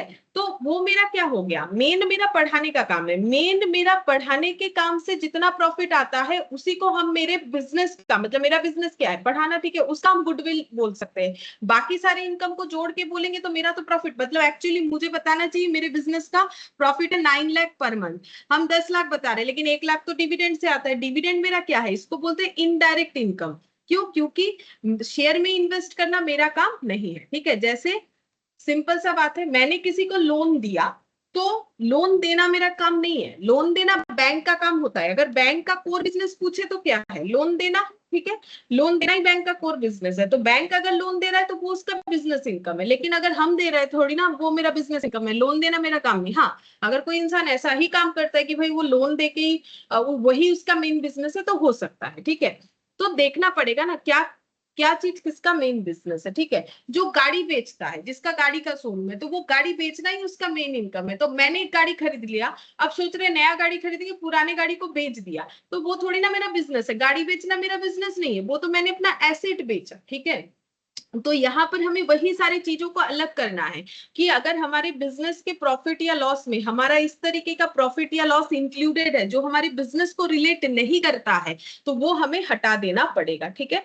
अब हटाने के लिए प्लस या माइनस कैसे होगा, सिंपल सा बात है। जैसे मैंने डिविडेंड इनकम को क्यों लेस किया, क्योंकि वो मेरे इनकम को बढ़ा के दिखा रहा था, मेरे बिजनेस इनकम को बढ़ा रहा था, तो मुझे वो लेस करना पड़ा, ठीक है। अब एक एक पॉइंट डील करते हैं। जैसे कि एबनॉर्मल लॉस, मेरे बिजनेस में कोई एबनॉर्मल लॉस, एबनॉर्मल लॉस कैसे हो सकता है, चोरी हो गया, ठीक है, फायर ऑकर्ड हो गया, मतलब आग लग गया, ठीक है। अब मेरा बिजनेस इनकम कितना था, 10 लाख पर मंथ, आग लगने के कारण मेरा इस महीने बिजनेस इनकम हो गया 2 लाख, मेरा बहुत ज्यादा लॉस हो गया।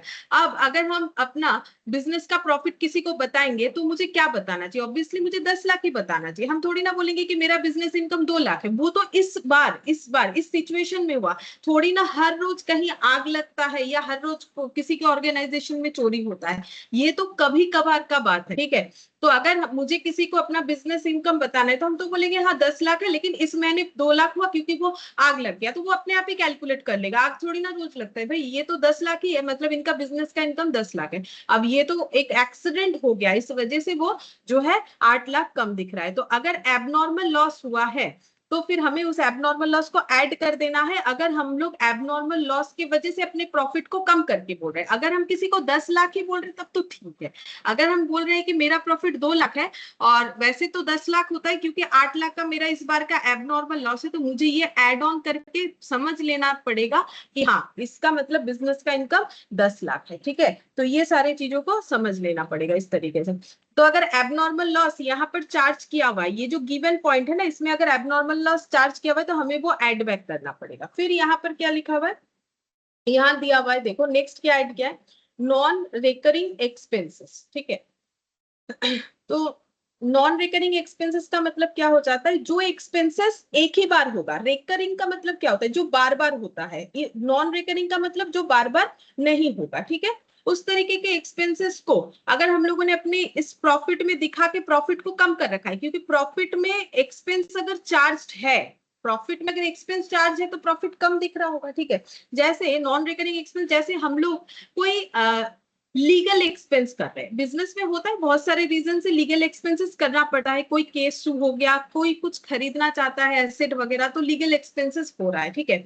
जैसे लॉयर को लेके काम कर रहे हैं, कोर्ट जा रहे हैं, ये कर, तो लीगल एक्सपेंसेस। लेकिन ये कोई मेरा बिजनेस को चलाने का डे टू डे का एक्सपेंसेस नहीं है, या फिर हम लोग कोई कॉन्ट्रैक्ट, स्पेशल कॉन्ट्रैक्ट लिए हैं, कॉन्ट्रैक्ट को एग्जीक्यूट करने के लिए हमें लीगल एक्सपेंसेस करना पड़ रहा है, लेकिन ये एक्सपेंसेस हमारा एक ही बार होगा, बार बार नहीं होगा। जैसे बार बार क्या एक्सपेंसेस होता है, बार बार एक्सपेंसेस ऐसे होता है, बिजनेस में अकाउंटेंट रखे, उसको सैलरी दे रहे हैं, ठीक है, या फिर रेंट भर रहे हैं, ये सब होता है बिजनेस का जो है रिकरिंग एक्सपेंस। लेकिन अगर हम लोग कोई नॉन रिकरिंग एक्सपेंसेस को बिजनेस में बिजनेस के प्रॉफिट में इंक्लूड कर रखे हैं, तो वो हमें एक्सक्लूड करना पड़ेगा, क्योंकि उस वजह से हम लोग अपने प्रॉफिट को कम करके नहीं बोल सकते, ठीक है। मतलब मेरा एक लीगल एक्सपेंसेस हुआ है बाई चांस इस साल 1 लाख रुपए का, लेकिन ये अब कब होगा कोई ठीक नहीं है। अगर कभी फ्यूचर में लीगल एक्सपेंस हुआ, जरूरी जरूरी भी नहीं है कि 1 ही लाख होगा। तो ये कौन सा मेरा बिजनेस एक्सपेंसेस है। तो अगर मेरा 10 लाख का इनकम है, हम बोल रहे हैं कि मेरा 9 लाख का इनकम हुआ, इसको दिखा के, तो वो गलत है। गुडविल के कैलकुलेशन करने के लिए प्योरली बिजनेस इनकम को कंसिडर करना पड़ेगा।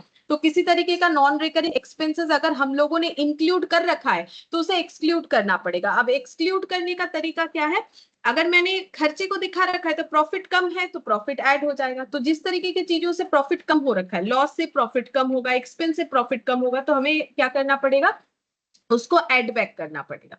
फिर non business expenses, non business expenses का मतलब ये होता है कि जो हमारा बिजनेस एक्सपेंसेस है नहीं, लेकिन हम लोगों ने प्रॉफिट कैलकुलेट करते वक्त उसे दिखा दिया है, ठीक है। जैसे नॉन बिजनेस एक्सपेंसेस का मतलब होता है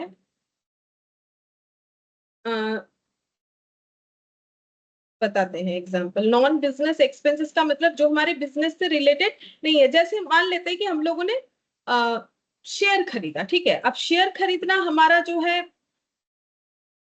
बिजनेस का पार्ट नहीं है, ठीक है। हम लोग ऐसे ही शेयर में इन्वेस्ट करते हैं। अब शेयर खरीदने के लिए खर्चा हुआ होगा, ठीक है, तो फिर वो हो जाता है हमारा नॉन बिजनेस एक्सपेंसेस। ये एग्जांपल हुआ। और या फिर ऐसे कोई भी एक्सपेंसेस, ठीक है, जो हमारे बिजनेस से रिलेटेड नहीं है, हम लोग जिस तरीके का बिजनेस करें उससे रिलेटेड नहीं है, तो उसे हम लोग क्या बोलेंगे, नॉन बिजनेस एक्सपेंसेस। तो नॉन बिजनेस एक्सपेंसेस अगर हम लोग अपने प्रॉफिट में इंक्लूड कर रखे तो प्रॉफिट कम दिख रहा होगा, तो उससे हमें क्या करना पड़ेगा, ऐड करना पड़ेगा। एबनॉर्मल गेन, हम लोगों ने कोई लॉटरी जीत लिया, ठीक है, हमारा इनकम था 10 लाख पर मंथ, हम लोगों ने इस बार ना 5 लाख का लॉटरी जीत लिया, तो हम लोग बोल रहे हैं हमारा बिजनेस ना 15 लाख प्रॉफिट देता है। तो ये थोड़ा बिजनेस का प्रॉफिट है, ये तो अभी हुआ, थोड़ी ना हर बार होगा, ठीक है। अगर हो भी जाए, हम लोग लॉटरी में जो है डील करते रहते हैं, तो क्या फर्क पड़ता है, मेरा मेन बिजनेस क्या है वो देखना है। तो लॉटरी का इनकम थोड़ी ना हम लोग यहाँ पर दिखा सकते हैं, ठीक है। तो ये हो गया हमारा abnormal gain. Non recurring income, non recurring मतलब हम लोगों ने एक स्पेशल कोई कॉन्ट्रैक्ट एग्जीक्यूट करके प्रॉफिट कमाया, लेकिन ये कॉन्ट्रैक्ट खत्म हो गया, आगे जाके हम लोग इस कॉन्ट्रैक्ट को करेंगे भी नहीं कभी, ठीक है। स्पेशल कोई ऑर्डर आया था जिसको एग्जीक्यूट कर दिया, लेकिन ऐसा ऑर्डर हमारे पास हमेशा नहीं आता है, बिजनेस का पार्ट नहीं है। तो इससे जो इनकम हुआ वो भी हमारे डेली बिजनेस का पार्ट नहीं है, तो उसे भी हमें लेस कर देना चाहिए, ठीक है। फिर बोला है नॉन बिजनेस इनकम, जैसे कि शेयर में इन्वेस्ट किया तो उससे डिविडेंड का पैसा आया, तो डिविडेंड का जो पैसा आया वो हमारा क्या होता है, नॉन बिजनेस इनकम, क्योंकि शेयर में इन्वेस्ट करना ही मेरा काम नहीं। या फिर बैंक में एफडी किया, उससे मुझे इंटरेस्ट का पैसा मिल रहा है, नॉन बिजनेस इनकम। तो हम क्यों बोले कि ये मेरे पढ़ाने से इनकम हुआ, नहीं बोल सकते। अगर हमारा कोई फ्यूचर एक्सपेंस होने वाला है, ये हम लोग एस्टिमेट कर सकते हैं, तो गुडविल कैलकुलेशन के लिए जो प्रॉफिट कैलकुलेट किया जाता है उसमें वो फ्यूचर एक्सपेंसेस को लेस करने के लिए बोला गया है। फिर रेक्टिफिकेशन ऑफ एरर, मतलब हमारा जो गोल्डन रूल या फिर जो मॉडर्न अप्रोच से डेबिट क्रेडिट होता है, ठीक है, उसमें अगर हम लोगों ने कुछ भी गलत किया है, कुछ भी एंट्री में गलत किया है, तो उसे हमें रेक्टिफाई करना पड़ेगा। अब रेक्टिफिकेशन ऑफ एरर करने से हमारा प्रॉफिट कम हो सकता है कि गलती करने की वजह से प्रॉफिट ज्यादा दिख रहा था, तो हमें प्रॉफिट को कम करने के लिए माइनस करना पड़ेगा, कम दिख रहा था तो उसे सही करने के लिए प्लस करना पड़ेगा, ठीक है। फिर यहाँ पर बोला है under valuation of closing stock, over valuation of closing stock, ये सब जो एडलेस बताए वो हम यहाँ पर एक एग्जांपल से समझा देते हैं कैसे होगा। जैसे हम यहाँ पर एक छोटा सा एग्जांपल ले लेते हैं।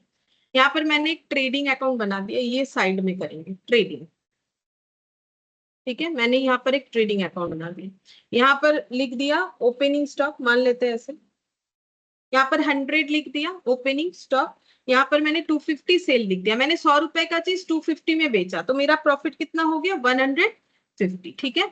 अच्छा, अब फिर से हम सेम यहाँ पर एक एग्जांपल और लेंगे। यहाँ पर मैंने 100 रुपए का चीज जो है, 100 नहीं, इसको चेंज कर देते हैं, 150 रुपए का चीज जो है 250 में बेचा, ठीक है। तो यहाँ पर मेरा कितना हो जाएगा, ये हो जाएगा 100, ठीक है। तो अच्छा, एग्जाम्पल ऐसा होगा, यहाँ पर मुझे इस तरीके से इसे इंटरप्रेट करना है कि ये मेरा ओपनिंग स्टॉक है, ठीक है, ये मेरा ओपनिंग स्टॉक है। अब मेरा ओपनिंग स्टॉक था 100 रुपीज, ठीक है, 100 रुपीज का मेरे पास ओपनिंग स्टॉक था, और ये जो है ये मेरा सेल वैल्यू है, या हाँ सेल वैल्यू मान लेते, ठीक है। तो मेरा प्रॉफिट इतना है, ठीक है। बाई चांस अगर मैंने अपने ओपनिंग स्टॉक को गलत वैल्यू कर दिया, मैंने ओपनिंग स्टॉक को ओवर वैल्यू कर दिया, मैंने गलती से ओपनिंग स्टॉक को 100 की जगह 150 कर दिया और सेल वैल्यू मेरा वही रखा, तो फिर मेरे कैलकुलेशंस में, मतलब इसको पेपर वर्क में क्या हुआ, मेरा प्रॉफिट जो है वो 100 दिख रहा है, ठीक है। तो अगर मेरा ओपनिंग स्टॉक ओवर वैल्यूड हो गया, ओपनिंग स्टॉक बढ़ गया, तो प्रॉफिट क्या हो जाएगा, प्रॉफिट कम दिखेगा, ये रहा, ये कम दिख रहा है, ठीक है। और मेरा ओपनिंग स्टॉक अगर कम है, ठीक है, तो मेरा प्रॉफिट क्या होगा, ज्यादा दिखेगा। तो यही चीज दिया है कि ओपनिंग स्टॉक और प्रॉफिट एक दूसरे के साथ जो है इनवर्स होता है। ओपनिंग स्टॉक बाय चांस अगर ओवर वैल्यूड हो गया, प्रॉफिट कम दिखेगा। ओपनिंग स्टॉक अगर अंडर वैल्यूड हो गया तो प्रॉफिट ज्यादा दिखेगा, ठीक है। इसको रिवर्स के तरीके से सोचना है। तो अगर मेरा प्रॉफिट कम है तो मुझे ऐड करना पड़ेगा, और अगर प्रॉफिट ज्यादा है तो मुझे उसे लेस करना पड़ेगा। तो यहाँ पर देखते हैं ओपनिंग स्टॉक ओवर वैल्यूड अगर हुआ है, ये रहा over valuation of opening stock. तो over valuation of opening stock हुआ तो प्रॉफिट क्या होगा, प्रॉफिट में उस वैल्यू को ऐड करना पड़ेगा। और ओपनिंग स्टॉक अगर अंडर वैल्यूड हुआ, ये रहा, तो प्रॉफिट को हमें क्या करना पड़ेगा, लेस करना पड़ेगा। मैंने वही दिखाया, ठीक है। तो वैसे इसका लॉजिक ये है, ठीक है। अब क्लोजिंग स्टॉक के लिए भी बताते हैं। क्लोजिंग, सपोज मेरा क्लोजिंग स्टॉक यहां मैंने 100 दिखा है, यहां मैंने 125 दिखा है, ठीक है। अच्छा, अब यहाँ पर अगर यहाँ पर हम डायरेक्टली जो है प्रॉफिट को चेक करें, ठीक है, तो ये कितना हो जाएगा, ये क्लोजिंग स्टॉक है तो यहाँ कुछ सेल भी होना चाहिए, तो हम यहाँ पर सेल दिखा देते हैं 150 का, ये फिक्स्ड रखेंगे, ठीक है। सिर्फ क्लोजिंग स्टॉक में चेंज होने से क्या होगा वो ही मुझे समझाना, बाकी चीजों को अगर रिमेन कांस्टेंट नहीं रखेंगे तो नहीं समझा पाएंगे। अच्छा, यहाँ पर हम दे देते हैं टू परचेज, दे दिया मैंने 1000, ठीक है। यहाँ पर भी दे दिया टू परचेज 1000, ठीक है। अच्छा, 1000 तो काफी ज्यादा हो जाए, पहले देख लेते इधर कितना आता है। इधर आ रहा है 250, और इधर भी 250 अगर लाना चाहते हैं। प्रॉफिट को हम कम कर देते हैं क्या, ये प्रॉफिट को कम कर देते हैं। यहाँ पर ओपनिंग स्टॉक फिर कितना लिखेंगे, या परचेज जो भी लिखना चाहिए, यहाँ पर लिख लेते हैं 150, तो ये आ जाएगा 100, ठीक है। और इधर भी लिख लेते 150, तो ये हो गया 275 275 और 150, मतलब ये हो गया 125, ठीक है। तो यहाँ से हम क्या समझाना चाह रहे हैं, सारी चीज मैंने रिमेन कांस्टेंट रखा है। परचेज इतना, परचेज इतना, सेल जो है इतना, सेल जो है इतना, 150 रखा है, ठीक है। अच्छा, अब यहाँ पर क्लोजिंग स्टॉक मैंने 125 दिखा है, तो ऐसा मत सोचो कि 150 खरीदा 150 बेच दिया, ऐसा नहीं। बेचते वक्त तो कॉस्ट प्लस प्रॉफिट लगता है ना, तो 150 रुपए का सामान खरीदा था, उसमें से कुछ सामान बेचा है 150 में, बाकी रह गया। अब देखते हैं क्लोजिंग स्टॉक का क्या इम्पैक्ट आ रहा है।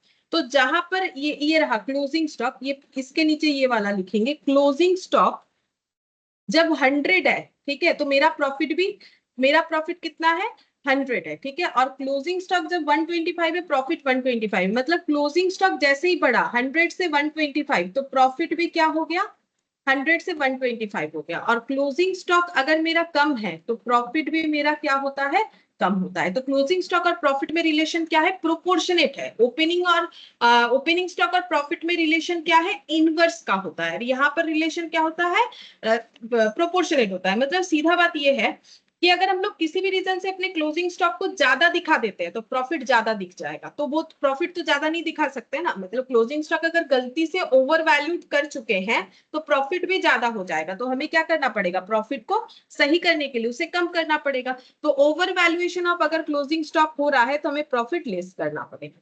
और अगर क्लोजिंग स्टॉक का अंडर वैल्यूएशन क्या है, मतलब गलती से हम लोगों ने क्लोजिंग स्टॉक को कम कर दिया था तो प्रॉफिट भी कम हो गया होगा, तो प्रॉफिट को बढ़ाना पड़ेगा क्योंकि गलती से कम प्रॉफिट हो गया है। तो ये रहा under valuation of closing stock में ये बढ़ेगा। और जो ओपनिंग स्टॉक है उसमें जस्ट ऑपोजिट वाला होगा। ओपनिंग स्टॉक में क्या होगा, ओपनिंग स्टॉक में अगर profit, opening stock over valued है तो प्रॉफिट कम हो गया होगा, ओपनिंग स्टॉक लोअर वैल्यूड है तो प्रॉफिट ज्यादा हो गया होगा, ठीक है। तो ये मैंने समझा दिया एग्जाम्पल से, ठीक है। ये एग्जाम्पल एग्जाम में भी दिमाग में लाके हम लोग इस चीज को याद कर सकते हैं। बाकी हम तो नहीं बोलेंगे कि इसे लर्न करना है, इसे सीखना है, ठीक है। मतलब लर्न यानी कि इसे रटना नहीं है उस तरीके से, ठीक है। हम ये बोलना चाह रहे हैं, इसको समझ के जो है याद करना है, ठीक है, कि क्या होगा। बाकी याद करना आसान है। ओपनिंग स्टॉक और प्रॉफिट का रिलेशन जो है इनवर्स है। ओपनिंग स्टॉक इनवर्स है प्रॉफिट के साथ, ठीक है, इनवर्स 1/प्रोपोर्शन। और ये जो है प्रोपोर्शनेट है, तो क्लोजिंग स्टॉक जो है वो प्रोपोर्शनेट होता है प्रॉफिट के साथ, ठीक है। अब ये सारे एडजस्टमेंट एक क्वेश्चन में नॉर्मली नहीं होते हैं, ठीक है, लेकिन यही मैक्सिमम एडजस्टमेंट हो सकता है अगर हमें कुछ दे। तो प्रॉफिट हमारे पास आ जाएगा, फिर हमें एवरेज प्रॉफिट निकालना पड़ेगा नंबर ऑफ ईयर से डिवाइड करके, फिर हम लोग लिखेंगे average profit into number of year purchase. अब ये नंबर ऑफ ईयर परचेस क्या होता है, इससे क्या निकल के आएगा, गुडविल। G/W का मतलब गुडविल है, ये हम शॉर्ट में अभी लिख रहे हैं, लेकिन एग्जाम में ये सब लिख के नहीं आना है, एग्जाम में गुडविल ही हम लोगों को लिखना पड़ेगा। लेकिन अभी हम जो है ऐसे शॉर्टकट यूज करते हैं, क्योंकि काफी सारा चीज लिखना पड़ता है मुझे, तो टाइम लग जाता है ना, तो इसीलिए हम इसे शॉर्टकट में G/W लिख रहे हैं। तो अभी आप लोग भी लिख सकते हैं। तो गुडविल जो है ये कैसे निकलेगा, average profit into number of year purchase. अब ये नंबर ऑफ ईयर परचेस चीज क्या होता है, तो अगर देखा जाए तो मैंने यहाँ पर जब ये स्टोरी बताया था तब मैंने बोला कि ए लिमिटेड बोल रहा है आप बिना मेहनत के 4 से 5 साल मेरे मेहनत का फल आपको मिल जाएगा, आप अगर कुछ भी ना करो ना तो आप इस बिजनेस से प्रॉफिट कमा ही लोगे, क्योंकि मैंने इतना गुडविल जनरेट करके आपको दिया है। कम से कम 4-5 साल तो आप कमा ही लोगे, उसके बाद आपको धीरे धीरे मेहनत करना पड़ेगा, ठीक है। तो ये जो ए लिमिटेड बोल रहा है 4 से 5 साल, ठीक है, ये एस्टिमेट करके बोल रहा है, ठीक है। तो अगर कोई मतलब वो क्या बोलेगा कि मेरा ये जो गुडविल है ना 10,000 रुपए का, ये जो एक्स्ट्रा प्रॉफिट कमा रहे हैं ना, देखो कोई बिजनेस खोलेंगे तो एक नॉर्मल प्रॉफिट तो होता ही है हर एक बिजनेस का, लेकिन आप मेरे बिजनेस को लेके जो एक्स्ट्रा 10,000 दे रहे हो, क्यों दे रहे हो, क्योंकि आप एक्स्ट्रा कमाओगे भी इस बिजनेस से, क्योंकि मेरे बिजनेस का गुडविल है। तो मैंने क्या किया, मैंने यहाँ पर अगर ए का ही बात देखा जाए तो ए ने अपना एवरेज प्रॉफिट कैलकुलेट किया कि मेरे बिजनेस का ये एवरेज प्रॉफिट है, जिससे कंपेयर करके मैंने बता दिया कि बाकी लोगों का प्रॉफिट मेरे से कम है।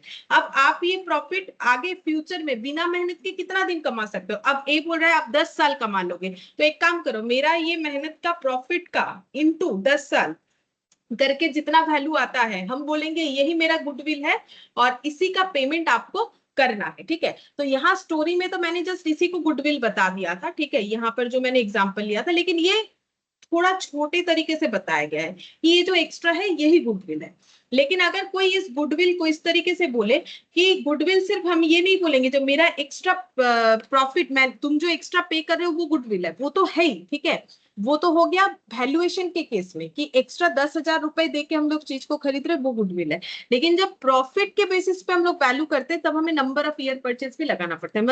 मतलब ये हो गया कि सेम सेक्टर में कोई 10,000 रुपए कमा रहा है, सेम सेक्टर में कोई 12,000 रुपए कमा रहा है, ठीक है। तो अगर वो अपना बिजनेस का गुडविल वैल्यूएशन करेगा, वो ये बोलेगा कि ये जो 12,000 रुपए है ना, मैंने इस बिजनेस को इतने अच्छे तरीके से एस्टेब्लिश किया है कि अगले 15 साल ये 12,000 रुपए कमा सकते हो बिना मेहनत के, ऐसा बोल रहा है, ठीक है।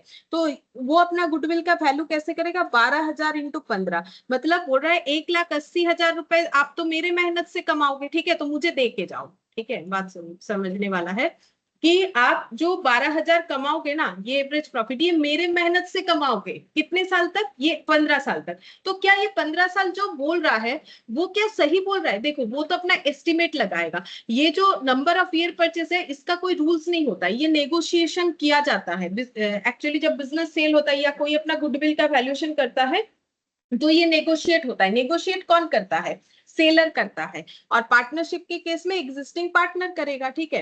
तो ये इसका कोई रूल्स नहीं है कि नंबर ऑफ ईयर परचेस कितना, हम लोग बोल ही सकते भाई 15 साल तक तो नहीं कमाएंगे, हाँ 5 साल बोल सकते हैं हम लोग, इस तरीके से जैसे बार्गेन होता है ना, इस तरीके से नेगोशिएशन कर सकते हैं, क्योंकि हमें पे करना पड़ेगा ना गुडविल का पैसा, 15 मल्टीप्लाई होगा तो 1,80,000, 5 होगा तो कम 60,000, तो नेगोशिएशन कर सकते हैं। लेकिन जिसका गुडविल है वो इस तरीके से नंबर ऑफ ईयर परचेस अपने मन से बता सकता है, उसको जो लगेगा कि आपको इसका मेहनत इस तरीके से मिलेगा, ठीक है, ऐसे बोल सकता है। तो नंबर ऑफ ईयर परचेस का मतलब बिना मेहनत के कितने दिन कोई इस प्रॉफिट को अर्न कर सकता है, ठीक है, इसको हम लोग बोलते हैं नंबर ऑफ ईयर परचेस, ठीक है। या फिर एडमिशन के केस में पार्टनर ये बोल सकता है कि सी को इसका बेनिफिट जो मिल रहा है, सी नया आया एडमिशन लिया, सी ने तो कोई मेहनत ही नहीं किया, लेकिन उसे क्या मिलेगा, हमारे मेहनत का फल मिलेगा। तो हम लोग गुडविल को इस तरीके से कैलकुलेट करेंगे कि हम लोगों ने इतने दिन का मेहनत किया, ठीक है, तो वो इतने दिन का जो मेहनत है वो नंबर ऑफ ईयर परचेस से काउंट होता है।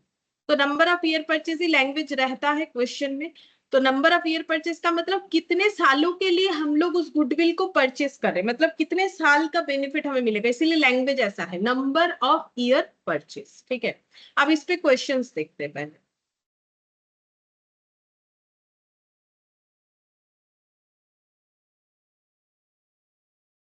यहाँ पर बोला है let us suppose profit of partnership firm for the last 5 year, last 5 year का जो प्रॉफिट है पार्टनरशिप फर्म का वो है 30,000, 40,000, 50,000, 60,000, 70,000, ठीक है, ऐसे दिया हुआ है।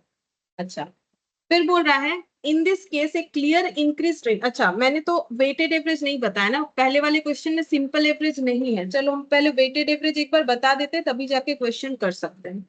अब हेडिंग करना पड़ेगा weighted average profit method. Actually simple average बहुत कम आता है, वेटेड एवरेज ही ज्यादा आता है, इसीलिए उसका क्वेश्चन नहीं दिखा मुझे। इसमें क्या रूल्स है? If trend in profit is visible, trend का मतलब होता है प्रॉफिट धीरे धीरे धीरे धीरे या तो बढ़ ही जा रहा है या फिर धीरे धीरे कम होते जा रहा है। कम ज्यादा को ट्रेंड नहीं बोला जाता है। ट्रेंड का मतलब या तो इंक्रीजिंग या तो डिक्रीजिंग, दैट इज लिख देते हैं इंक्रीजिंग और डिक्रीजिंग।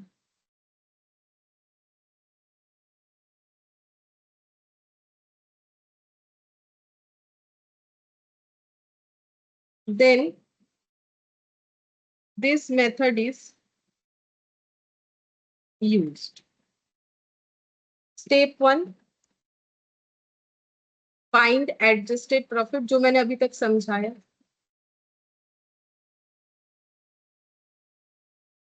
Step 2, year, यहाँ पर कॉलम बनाएंगे, year adjusted profit, weighted profit।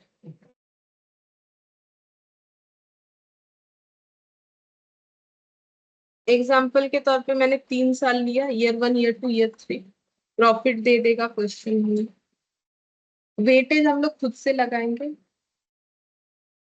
Multiply करने से आता है वेटेड प्रॉफिट। इसका टोटल होगा, इसका टोटल होगा। फिर स्टेप 3,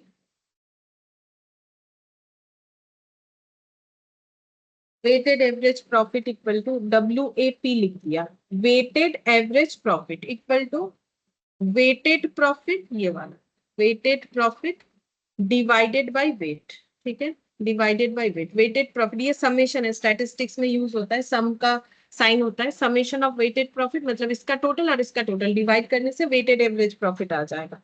फिर क्या करना है, गुडविल निकालना है, तो गुडविल क्या हो जाएगा, weighted average profit into number of year purchase.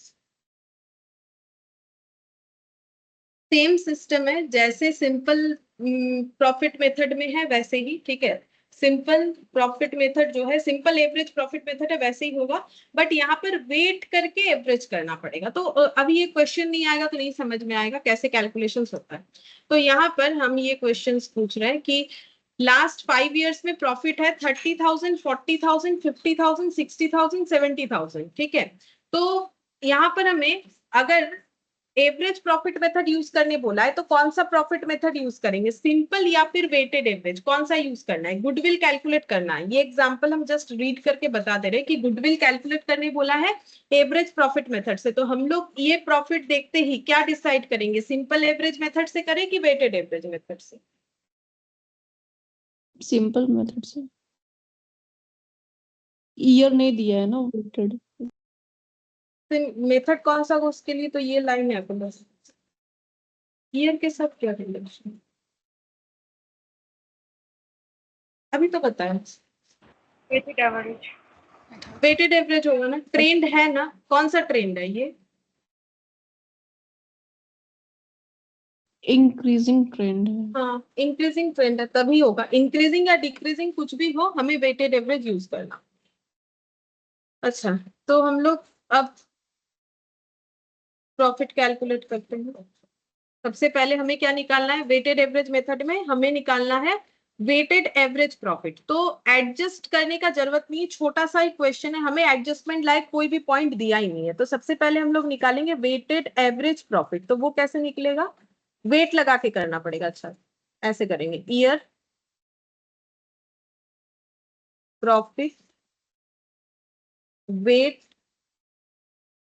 Weighted profit. Year तो हम लोग अपने मन से भी लिख सकते हैं 1 2 3 करके, ठीक है। तो ईयर है हम लोग का, पहले ईयर में 30 40 50 60 70, 30 40 50 60 70। अच्छा, अब वेट क्या लगाएं? एनी आइडिया वेट क्या लगाना चाहिए? स्टैटिस्टिक्स में जिन्होंने स्टैटिस्टिक्स है अगर, तो फिर स्टैटिस्टिक्स में मैंने बताया, ठीक है, जिनका मैथ है उनका बात करें, उनका नहीं है। स्टैटिस्टिक्स में मैंने बताया वेट कैसे लगाना चाहिए। I think year one में शायद 5 से into होगा। नहीं, जैसे ट्रेंड है वैसे जाएगा वेटेज। वेटेज हम लोग कहीं से भी स्टार्ट कर सकते हैं, ठीक है, वन से स्टार्ट कर सकते हैं, लेकिन कंसिक्यूटिवली होना चाहिए। अगर ये 1 है, अगर हम लोग ये 1 लेते हैं और नेक्स्ट 2 लेते हैं, तो उसके बाद क्या लेना पड़ेगा? कंसिक्यूटिवली होना चाहिए। 3 4 5 ऐसे चलेगा, ठीक है। और अगर हम लोग इसको 1 लेते हैं, सपोज और इसको 3 लेते हैं, 2 का गैप देते तो यहाँ 5 लेना पड़ेगा, तो भी आंसर आएगा। लेकिन उतना झमेला में हम लोग क्यों जाए, मतलब सिंपल रखेंगे 1 2 3 4 5। लेकिन अगर मेरा प्रॉफिट ऐसा होता कि 70 60 50 40 30, तब कैसे वेट लगता?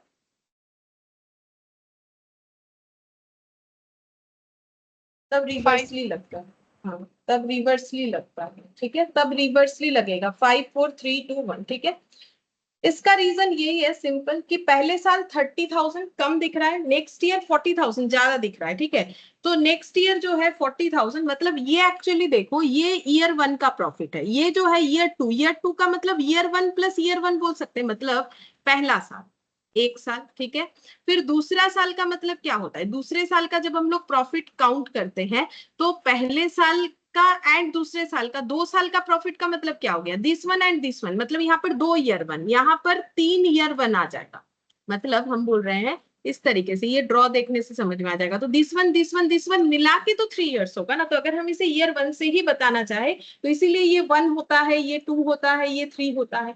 ये 1 साल का प्रॉफिट, 2 साल का मतलब 2 1 साल का प्रॉफिट, इस बेसिस पे वेट दिया जाता है, ठीक है। उतना हमें जरूरत नहीं कौन सा मैथ्स करना है अभी हमें, ये सब स्टैटिस्टिक्स का होगा, छोड़ो। बस इतना समझना है कि अगर मेरा इंक्रीजिंग ट्रेंड है, ठीक है, तो 1 2 3 4 5, दूसरे किसी में जाना ही नहीं है, 1 5 7 वो सब करना नहीं है। और अगर हमारा डिक्रीजिंग ट्रेंड है तो 5 4 3 2 1 ऐसे जाएगा। अब 5 ही होगा ऐसा नहीं, अब कितना तक जाएगा उसके ऊपर डिपेंड करता है। वेटेड प्रॉफिट कैसे आएगा? प्रॉफिट इंटू वेट कैलकुलेट करना है। तो ये हो गया 30,000, ठीक है। जैसे ये 40,000 इंटू 2, तो ये हो जाएगा हम लोग का 80,000। ये हो गया 1,50,000, ठीक है। ये हो जाएगा 2,40,000 और ये हो जाएगा 3,50,000। तो टोटल करने पे कितना आएगा?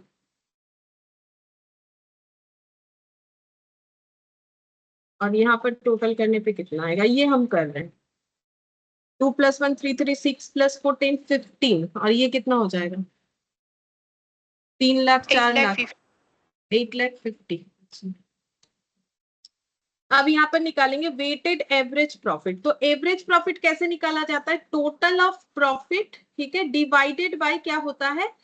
नंबर ऑफ, मतलब क्या होता है? नंबर ऑफ ईयर्स होना चाहिए था ना। तो अब यहाँ पर 1 साल का प्रॉफिट है, यहाँ पर 40 इंटू 2 करने का मतलब क्या हो गया? यहाँ पर एक बार 30,000 है, के का मतलब 1000 होता है।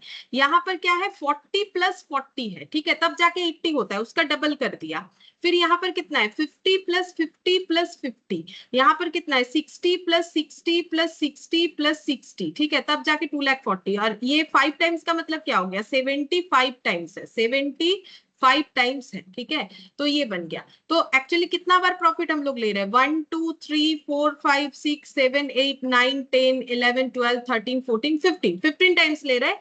तो जितने एवरेज कैलकुलेट करने का जो 1 2 में पढ़ते हैं हम लोग, सिंपल मेथड यही होता है। एवरेज हमें यही सिखाया जाता है, कोई भी चीज का एवरेज करे। चाहे हम लोग बचपन में होता था ना कि टेम्परेचर ये 7 डेज का इतना है, इसका एवरेज तो डिवाइडेड बाय 7।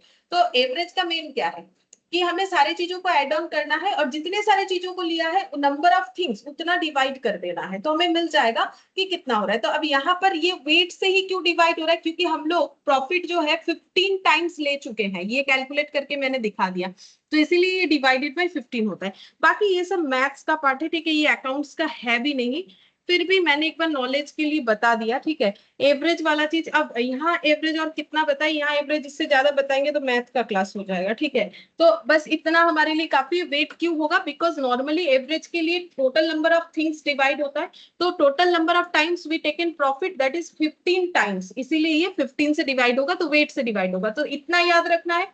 अगर वेटेड प्रॉफिट आया तो डिवाइडेड बाय वेट होगा, उसका रीजन मैंने बता दिया। अब डिवाइड करके बताओ कितना आ रहा है। 56,666. 56,666 ये आ गया। इसका मतलब क्या हो गया कि हमारा जो प्रॉफिट है वो हर साल इतना है। एवरेज करने का मतलब तो यही होता है ना, जैसे हम लोगों ने एग्जाम दिया, ठीक है, 4 पेपर का एग्जाम दिया, जिसमें हमें एक में मिला 50, एक में मिला 67, एक में मिला 49 और एक में मिल गया हमें 58, ठीक है। अब डिवाइडेड बाय 4 करने से हमें कुछ एक एवरेज वैल्यू मिलेगा। कितना मिलेगा, मैंने तो रैंडमली ले लिया, देखते हैं कितना आता है, पता नहीं पॉइंट पॉइंट आएगा कि नहीं। बड़ा ही अच्छा डिजिट है, पॉइंट तो आया नहीं।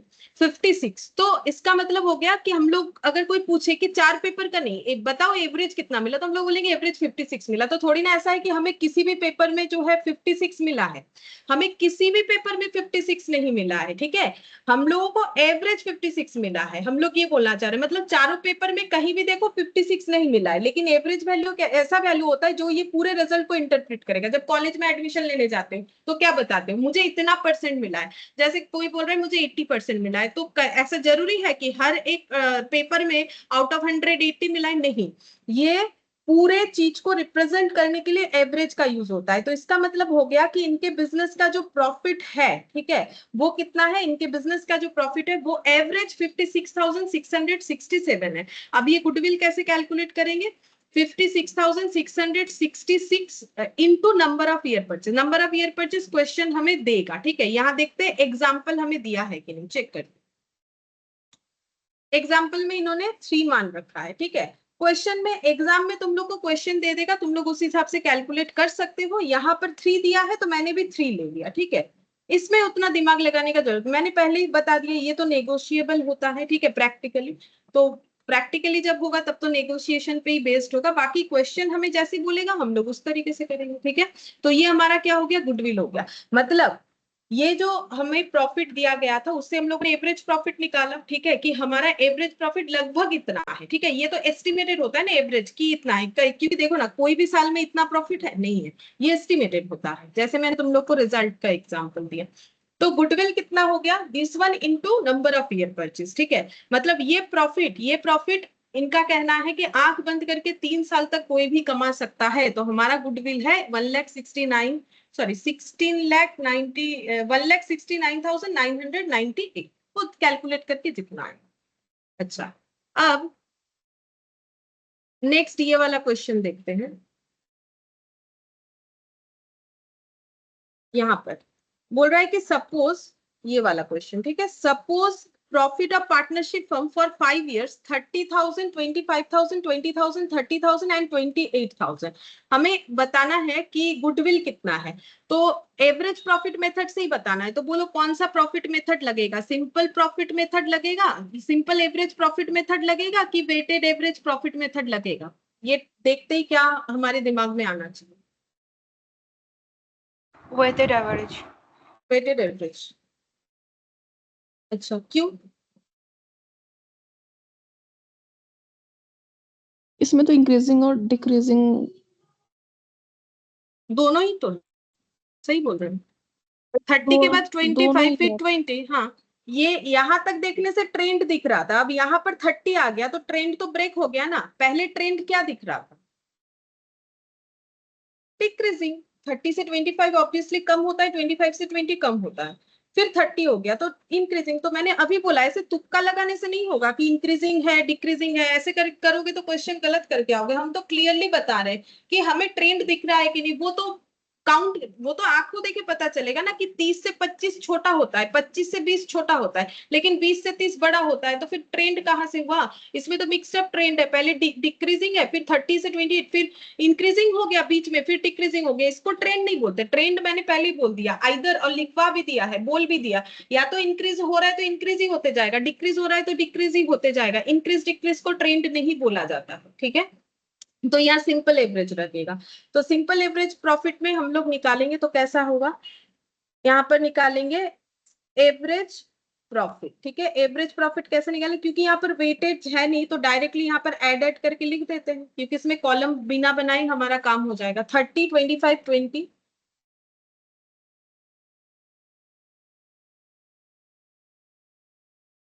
30, 25, 20, 30 और 28।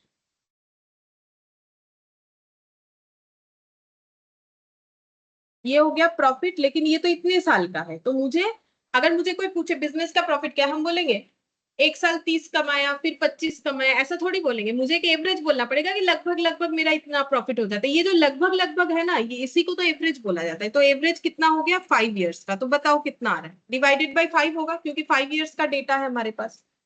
कितना हो जाएगा आंसर एवरेज प्रॉफिट का?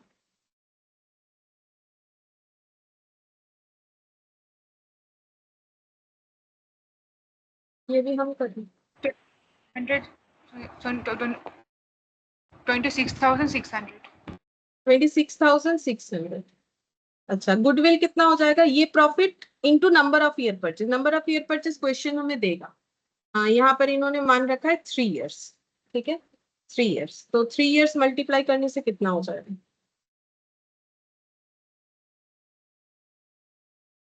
79,800। ठीक है, तो 79,800 जो है गुडविल का वैल्यू हो गया। ठीक है, 79,800।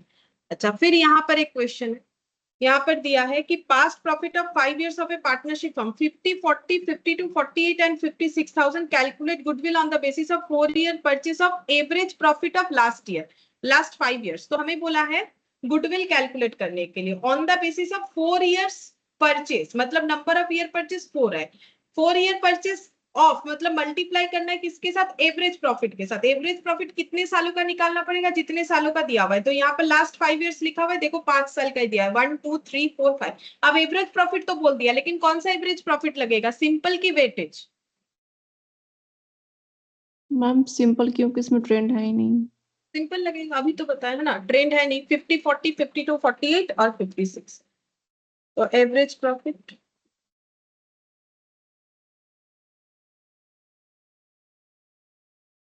ये लेकिन ऐसा क्वेश्चन नहीं आता है हमारे पास एग्जाम में। Admission partners, admission, retirement, death के अंदर ये सब एक छोटा छोटा वर्किंग नोट हो जाएगा। ये सब एग्जाम्पल जस्ट प्रैक्टिस के लिए और समझने के लिए। ठीक है, बाकी ऐसा क्वेश्चन नहीं आता है, ऐसा छोटा छोटा एक एक नंबर का क्वेश्चन नहीं आता।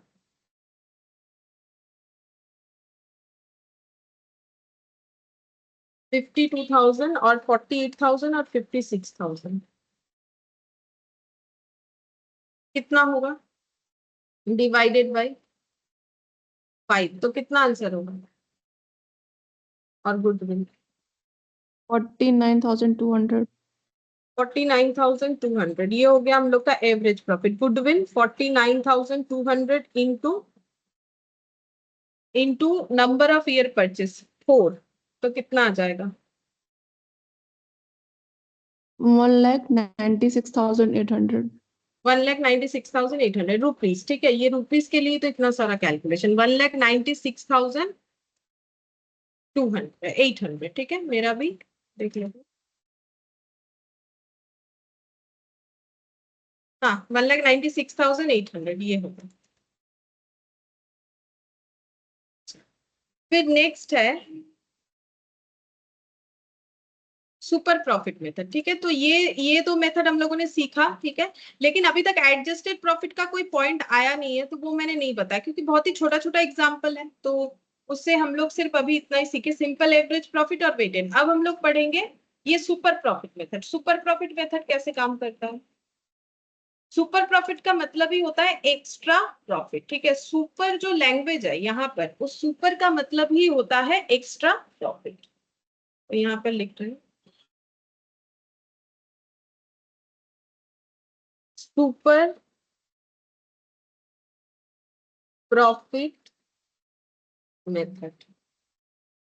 सुपर का मतलब होता है एक्स्ट्रा, ठीक है।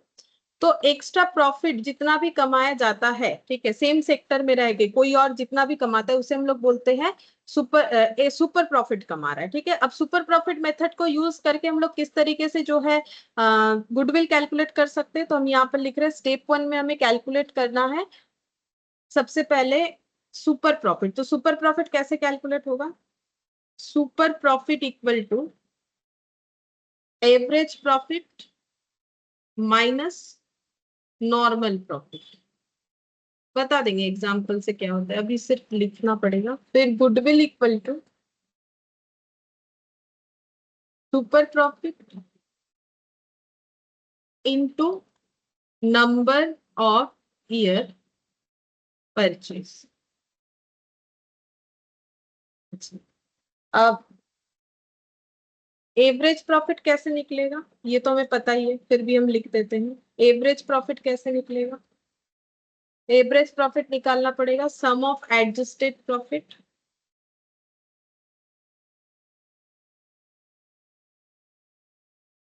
डिवाइडेड बाय क्या हो जाएगा? नंबर ऑफ ईयर, और अगर ट्रेंड हुआ तो वेट, स्लैश देके लिख दिया, ठीक है। और नॉर्मल प्रॉफिट कैसे कैलकुलेट होगा? नॉर्मल प्रॉफिट का मतलब है यहाँ पर कि ऐसा बिजनेस कोई भी इंसान मार्केट में ओपन करे वो प्रॉफिट वो कमा ही लेगा। तो अपना प्रॉफिट कैसे आइडेंटिफाई करते हैं हम लोग? कितना पैसा लगाया था, capital employed into rate of return, कितना रिटर्न हम लोग जनरेट कर पाएंगे। और ये क्वेश्चन में गिवन होगा, ये वाला रेट ऑफ रिटर्न क्वेश्चन में डायरेक्टली गिवन होगा नॉर्मली, ठीक है। अब कैपिटल एम्प्लॉयड कैसे निकालेंगे? कैपिटल एम्प्लॉयड तो जो है क्वेश्चन में बताएगा अलग अलग तरीके से, वैसे हमें देख लेना है कि जो भी बोलेगा उस हिसाब से निकालेंगे। तो हम क्वेश्चन से ही सिखा देते हैं कि कैपिटल एम्प्लॉयड कैसे निकलेगा। अगर डायरेक्ट दे दिया तो अच्छा बात है, नहीं दिया तो कुछ ना कुछ हिंट्स तो जरूर देगा। तो अब सुपर प्रॉफिट मेथड के लिए देखते हैं कौन सा क्वेश्चन हमारे पास अवेलेबल है। हाँ, ये वाला। यहाँ पर बोला है कि total capital employed by partnership firm 1 lakh. एक पार्टनरशिप फर्म जिसने 1 लाख रुपए बिजनेस में लगाया है and it's average profit was 25,000, और ये एवरेज 25,000 प्रॉफिट कमाता है। Normal rate of return 20% in case of similar firm working under similar condition. Same condition में काम करने वाले ऐसे सेम फर्म 22% ही प्रॉफिट कमाते हैं, ठीक है। तो मुझे एक चीज बोलो, यहां से नहीं पढ़ना है, ठीक है, ये हटा देते हैं, ठीक है। तो मेरा क्वेश्चन ये है, हम लोग को पहले सुपर प्रॉफिट निकालना पड़ेगा। तो मेरा क्वेश्चन ये है कि अगर 1 लाख रुपए लगा के ये पार्टनरशिप फर्म, स्पेशल जो पार्टनरशिप फर्म है, वो 25,000 कमाता है, तो बाकी लोग कितना कमा लेंगे 1 लाख रुपए लगा के? मार्केट में बाकी लोग कितना कमा लेंगे 1 लाख रुपए लगा के? अगर हम लोग भी ये काम करने जाए और 1 लाख रुपए लगाए तो हम लोग कितना कमाएंगे? यहां से यहां तक का पॉइंट में ही सारे चीज दिए गए। हाँ बोल। 22। हाँ 22,000, ठीक है। ये रहा नॉर्मल रिटर्न 22%। तो बाकी लोग तो 22% के हिसाब से कमा लेंगे 22,000, बट ये 25,000 कमाते हैं, ठीक है। तो एक्स्ट्रा कितना कमाते हैं? 3,000. तो 3,000 ही क्या हो गया एक्स्ट्रा प्रॉफिट को ही तो सुपर प्रॉफिट बोलते हैं। तो 3,000 क्या हो गया हमारा?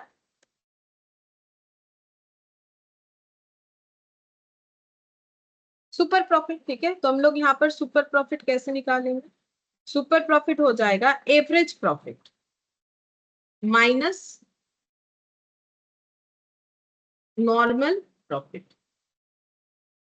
तो ये लोग 25,000 कमाते हैं, लेकिन इतना ही पैसा लगा के सेम इसी काम में बाकी लोग कितना कमा सकते हैं? 22%, क्योंकि हर एक बिजनेस का एक मार्केट रिटर्न होता है, ठीक है। तो इसका मार्केट रिटर्न है 22%। तो ये हो गया 25,000 माइनस 22,000, ठीक है। तो ये हो गया हम लोग का 3,000, ये सुपर प्रॉफिट हो गया, ठीक है। अब गुडविल कैसे निकालना है? सुपर प्रॉफिट के बाद गुडविल ऐसे हो जाएगा।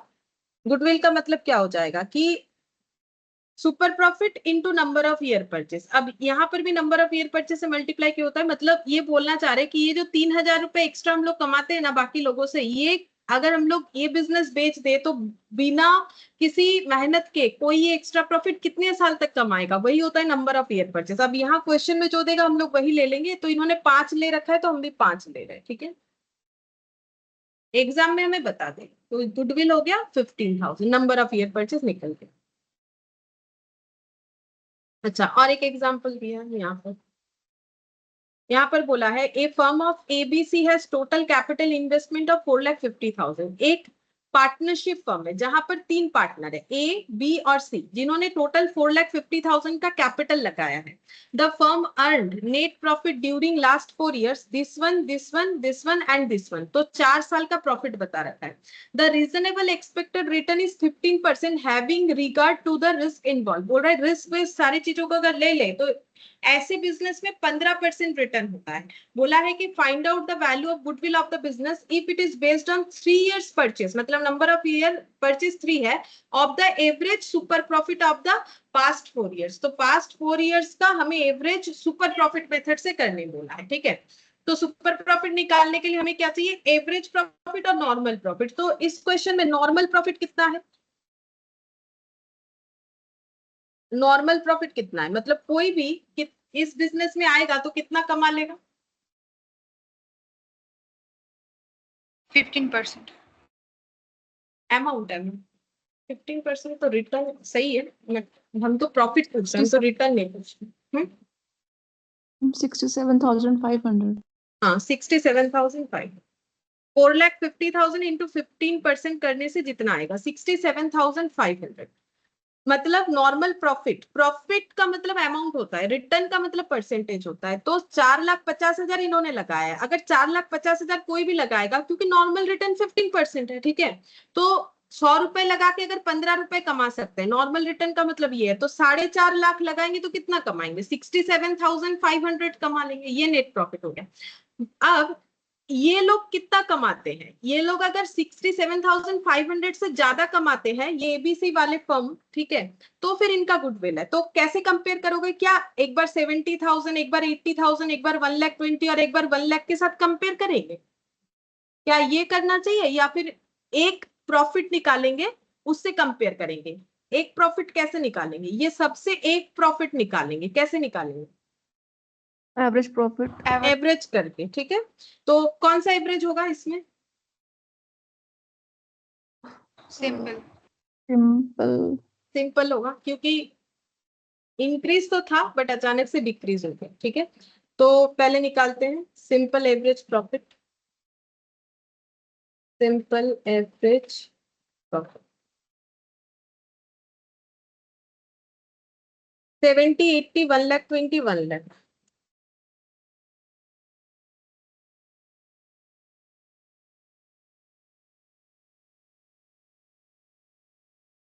डिवाइडेड बाय कितना लिखना पड़ेगा, अगर सिंपल है तो कितना लिखना पड़ेगा, डिवाइडेड बाय 4। हाँ कितना आएगा, 70, 80, 120।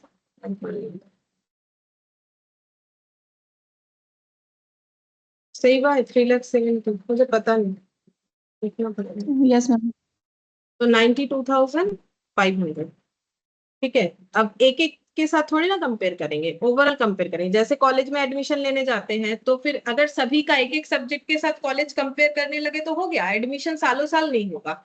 वो तो परसेंटेज के साथ कंपेयर होता है, फिर मेरिट लिस्ट निकलता है ना कि भाई इतना इतना परसेंटेज मिला है। अब हर एक स्टूडेंट का अगर हर एक सब्जेक्ट का कंपेरिजन चलेगा तब तो हो गया, तो एक बेस में तो आना पड़ेगा।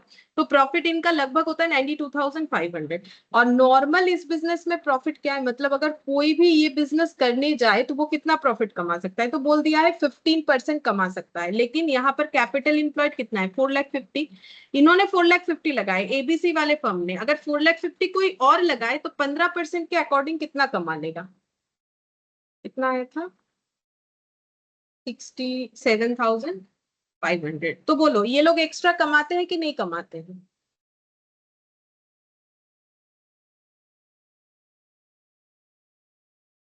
ये एबीसी वाले तो इतना कमाते हैं, और बाकी लोग इतना कमाएंगे, तो कितना एक्स्ट्रा कमाते वही सुपर प्रॉफिट होगा। कितना हो रहा है?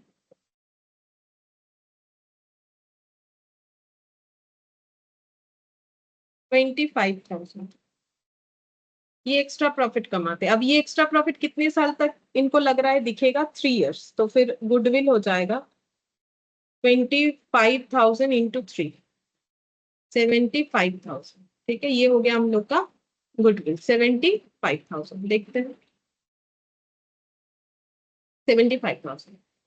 अच्छा, एन्युटी मेथड हम लोग एकदम लास्ट में करेंगे क्योंकि वो इतना इंपॉर्टेंट होता भी नहीं है। हम लोग कैपिटलाइजेशन पढ़ेंगे, कैपिटलाइजेशन मेथड। इसके बाद सुपर प्रॉफिट हो गया, इसके बाद capitalization method.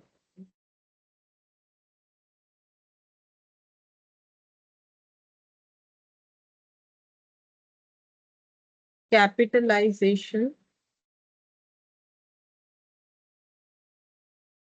Method.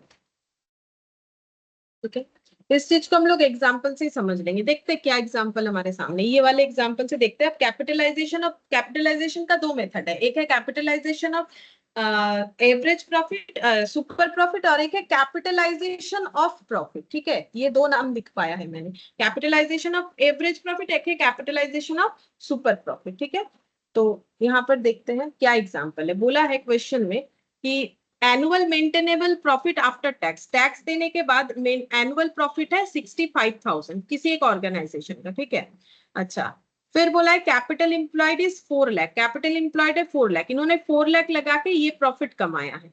Normal rate of return 12%। Present annuity हमें नहीं करना है क्योंकि हम लोग एन्युटी अभी सीखे नहीं है, तो ये पॉइंट अभी हमें नहीं चाहिए। जब एन्युटी सीखेंगे तब ये पॉइंट अप्लाई करेंगे। अच्छा, अब यहाँ पर हमें कैलकुलेट करने क्या बोला है? बोला है कि calculate the goodwill by annuity method. अच्छा, ये सुपर प्रॉफिट से ही बोला है। अच्छा, सुपर प्रॉफिट का ही और एक क्वेश्चन है। ठीक है, कोई बात नहीं, इस क्वेश्चन को हम कहाँ करवाएं? अच्छा, इसको थोड़ा सा हटा देते हैं और सुपर प्रॉफिट का एक और क्वेश्चन है वो कर लेते हैं, फिर उसके बाद ही करेंगे। तो यहाँ पर बताओ सुपर प्रॉफिट कितना होगा? ये एग्जांपल में सुपर प्रॉफिट कितना होगा? तो सुपर प्रॉफिट कैसे निकलेगा? अब इतना बार करवाए हैं तो हम इसको जस्ट ऐसे लिख देते हैं। सुपर प्रॉफिट हो जाएगा average profit minus normal profit. तो एवरेज प्रॉफिट कितना है? 65,000। एनुअल मेंटेनेबल प्रॉफिट मतलब एनुअली इतना प्रॉफिट मेंटेन करते हैं, तो प्रॉफिट थोड़ी ना मेंटेन कर सकते हैं, तो वो एवरेज निकाला है, तो प्रॉफिट तो कम ज्यादा हो ही सकता है, तो एवरेज इसका मतलब ही होता है। और नॉर्मल इस बिजनेस में लोग कितना प्रॉफिट कमा सकते हैं? बाकी लोग, नॉर्मल लोग कितना कमाएंगे? 12%। और 12% किस पे लगाएंगे? 4 लाख पे। ठीक है, तो अगर कोई 4 लाख का इन्वेस्टमेंट करता है, जो कि ये फर्म कर रखा है कंपैरिजन के लिए, जिन्होंने 4 लाख लगा के 65,000 कमाया, वहीं पर बाकी लोग 4 लाख लगा के 12% कमाएंगे, तो 48,000 होगा। तो 48 माइनस 65 कितना होता है? उतना ही हमारा सुपर प्रॉफिट हो जाएगा। कितना होता है? 17,000। 17,000। ठीक है, तो ये हो गया सुपर प्रॉफिट। तो यहाँ पर देख लेते हैं, हमें सुपर प्रॉफिट निकालने के लिए बोला था, ये मैंने निकाल के दिखा दिया सुपर प्रॉफिट कितना होगा। बाकी मैंने एन्युटी बताया नहीं है, तो एन्युटी पे भी नहीं जा रहे, जब बताएंगे तो एन्युटी ये वाला एग्जाम्पल को फिर से रिपीट करेंगे। अब कैपिटलाइजेशन मेथड पे चलते हैं।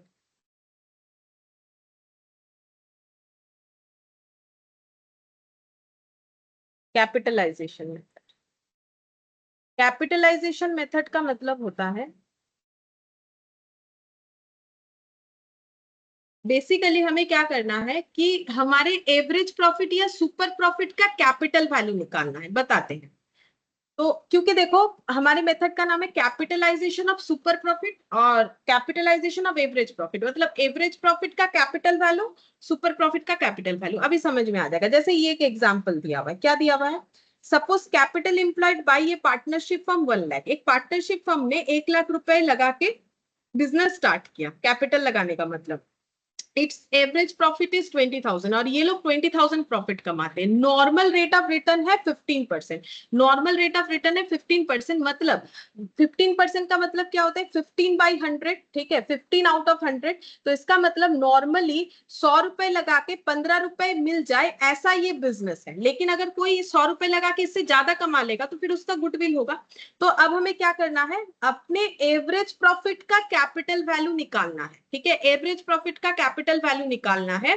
इसी को बोलेंगे capitalization method of average profit. ठीक है, यहाँ जो डेटा है उससे एवरेज प्रॉफिट ही निकल जाएगा। ठीक है, सुपर प्रॉफिट भी निकलेगा, हम दोनों ही बता देते हैं। तो मुझे एक चीज बताइए आप लोग कि अगर 15 रुपए लगा के 100 रुपए 15 रुपए लगा के बोल रहे 15 रुपए प्रॉफिट मिलता है 100 रुपए कैपिटल लगा के, तो 20,000 रुपए कमाने के लिए कितना कैपिटल लगाना पड़ेगा?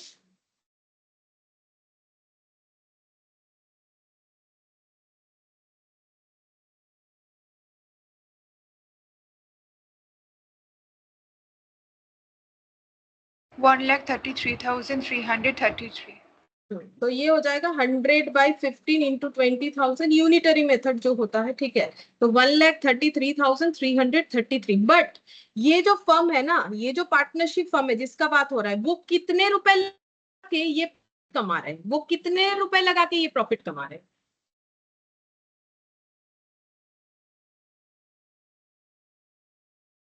$1 lakh. 1 लाख। तो अगर 20,000 कमाने के लिए 1,33,333 लगाना पड़ेगा नॉर्मल लोगों को, वही प्रॉफिट ये 1 लाख लगा के कमा ले रहे हैं, तो फिर इनको कितना कम कैपिटल लगाना पड़ा?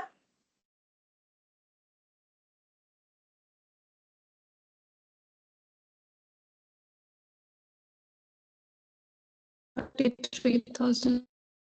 33,333। ठीक है, तो अब हम बताते हैं नॉर्मल रिटर्न है 15%। इसका मतलब क्या हो गया? इसका मतलब ये हो गया 15 रुपीज प्रॉफिट अर्न कर लेगा कोई भी अगर वो 100 रुपए लगाता है। तो अगर किसी को 20,000 रुपए का प्रॉफिट कमाना है इस बिजनेस में, जो हमें क्वेश्चन दिया हुआ है, तो उसे कितना कैपिटल लगाना पड़ेगा? 1,33,333 इतना कैपिटल लगाना पड़ेगा। बट ये फर्म 1 लाख रुपए लगा के 20,000 कमा रहा है। ठीक है, मतलब सीधा बात हो गया 1 लाख कैपिटल एम्प्लॉयड पे प्रॉफिट कमा रहा है 20,000, जहां पर बाकी लोगों को अगर प्रॉफिट कमाना है 20,000 तो उसे कैपिटल लगाना पड़ेगा 1,33,333। ठीक है, तो क्या हम बोल सकते हैं कि मेरा ये 20,000 कमाने के लिए मुझे एक्स्ट्रा जो लगाना पड़ेगा वही मेरा एवरेज प्रॉफिट का कैपिटल वैल्यू है? मतलब हम ये बता रहे हैं, यहां पर हम निकालते हैं, इसका मतलब वैल्यू ऑफ गुडविल क्या हो जाएगा? वैल्यू ऑफ गुडविल हो जाएगा 1,33,333 माइनस, तो 33,333। तो यहाँ पर हम लोगों ने क्या निकाला? हम लोगों ने ये दोनों को माइनस कर दिया। अब इसका मतलब क्या होगा कि इसको 20,000 कमाने के लिए 1 लाख लगाना पड़ रहा है, और नॉर्मल लोगों को ठीक है, नॉर्मल लोगों को 20,000 कमाने के लिए 1,33,333 कमाना पड़ रहा है। तो इसको कितना कम लगाना पड़ रहा है? 33,333 नहीं लगा के भी ये बेनिफिट मिल रहा है। तो ये जो वैल्यू है यही उसका गुडविल है। मतलब ये उसे कैसे मिल जा रहा है? क्योंकि उसने गुडविल जनरेट किया है, तो इतना पैसा कम लगा के भी वो उतना कमा ले रहा है जो कमाने के लिए बाकी लोगों को 33,333 लगाना पड़ेगा। ठीक है, 1 लाख तो ये भी लगा रहे हैं, 1 लाख ये भी लगा रहे हैं, लेकिन ये एक्स्ट्रा कितना लगा रहे हैं? 33,333। जो नहीं लगाए ये 20,000 कमा लेते हैं। तो जो एक्स्ट्रा इनके पास पैसा नहीं है, इनके पास 33,333 लगाने के लिए इनको पैसे का जरूरत नहीं है, इनके पास ये अमाउंट का क्या है? इसका मतलब गुडविल है। तो गुडविल को ऐसे वैल्यू करना पड़ेगा मॉनिटरी फॉर्म में। ठीक है, तो यहाँ पर हम लोगों ने एवरेज प्रॉफिट से निकाला। कैसे?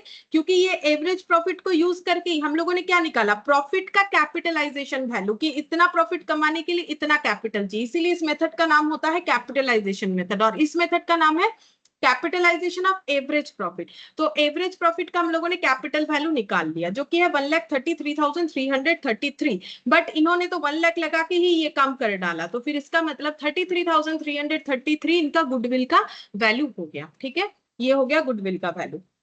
अब इसी क्वेश्चन को ना हम और एक तरीके से भी करके दिखा सकते हैं। इसी क्वेश्चन को हम लोग सुपर प्रॉफिट मेथड से भी कर सकते हैं। तो इस क्वेश्चन में मुझे एक चीज बोलो, सुपर प्रॉफिट कितना होगा? ये सेम क्वेश्चन है, यहाँ नहीं दिया है, हम अपने मन से बोल रहे हैं कि इसका सुपर प्रॉफिट कितना होगा? Average profit minus normal profit. हाँ बोलो कत? 5,000. 5,000। ठीक है, देखते हैं एवरेज प्रॉफिट कितना है? 20,000। नॉर्मल प्रॉफिट कितना होगा? 1 लाख का कितना? 15%। ठीक है, तो ये हो गया 20,000। 1000 माइनस Brush. 15,000, हाँ सही बात, 5000 ठीक हो जाए तो सुपर प्रॉफिट इतना हो गया। अब दूसरा मेथड क्या था, capitalization value of super profit, मतलब 5000 एक्स्ट्रा कमाने के लिए इनको कोई पैसा नहीं देना पड़ा, ठीक है। ये जो 5000 एक्स्ट्रा कमा रहे, बाकी लोग तो 15,000 कमाएंगे, ये 20,000, इनको 5000 एक्स्ट्रा कमाने के लिए कोई पैसा नहीं देना पड़ा होगा, मतलब कैपिटल इन्वेस्टमेंट एक्स्ट्रा नहीं करना पड़ेगा। लेकिन मार्केट में बाकी लोग 20,000 तक पहुंचने के लिए एक्स्ट्रा कितना पैसा लगाएंगे वो हमें निकालना है। वो हम लोग कैसे निकालेंगे, सिंपल, 15 रुपए प्रॉफिट कमाने के लिए लगाना पड़ता है 100 रुपए, तो 5000 प्रॉफिट कमाने के लिए कितना पैसा लगाना पड़ेगा, कितना लगाना पड़ेगा,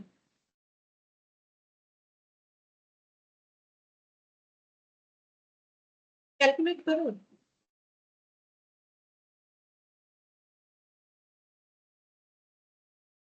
33,333, ठीक है। तो ये देखो, यही मेरा क्या आ गया, यही मेरा गुडविल आ जाएगा सुपर प्रॉफिट मेथड में, यही मेरा गुडविल आ जाएगा 33,333। दोनों में आंसर सेम आता है, कैपिटलाइजेशन ऑफ सुपर प्रॉफिट करो या एवरेज प्रॉफिट करो, दोनों में लिंक क्या हुआ। यहां पर हम लोगों ने ये निकाला कि 20,000 पूरा प्रॉफिट कमाने के लिए कितना चाहिए, 1,33,333, तो कितना भी किसी का गुडविल हो, कुछ ना कुछ तो उसे लगाना पड़ता है, तो 1 लाख तक तो हर कोई लगाएगा, जो एक्स्ट्रा लगाना पड़ेगा बाकी लोगों को उतने प्रॉफिट तक पहुंचने के लिए, ठीक है, तो वही हो जाएगा गुडविल। और यहाँ पर हम लोगों ने क्या किया, यहाँ पर हम लोगों ने पहले एक्स्ट्रा प्रॉफिट ही निकाल लिया कि भाई एक्स्ट्रा प्रॉफिट कितना कमा रहे, 5,000, अब इसका कैपिटल वैल्यू कितना है, तो सीधा सीधा यही निकलेगा, वही निकल गया, ठीक है।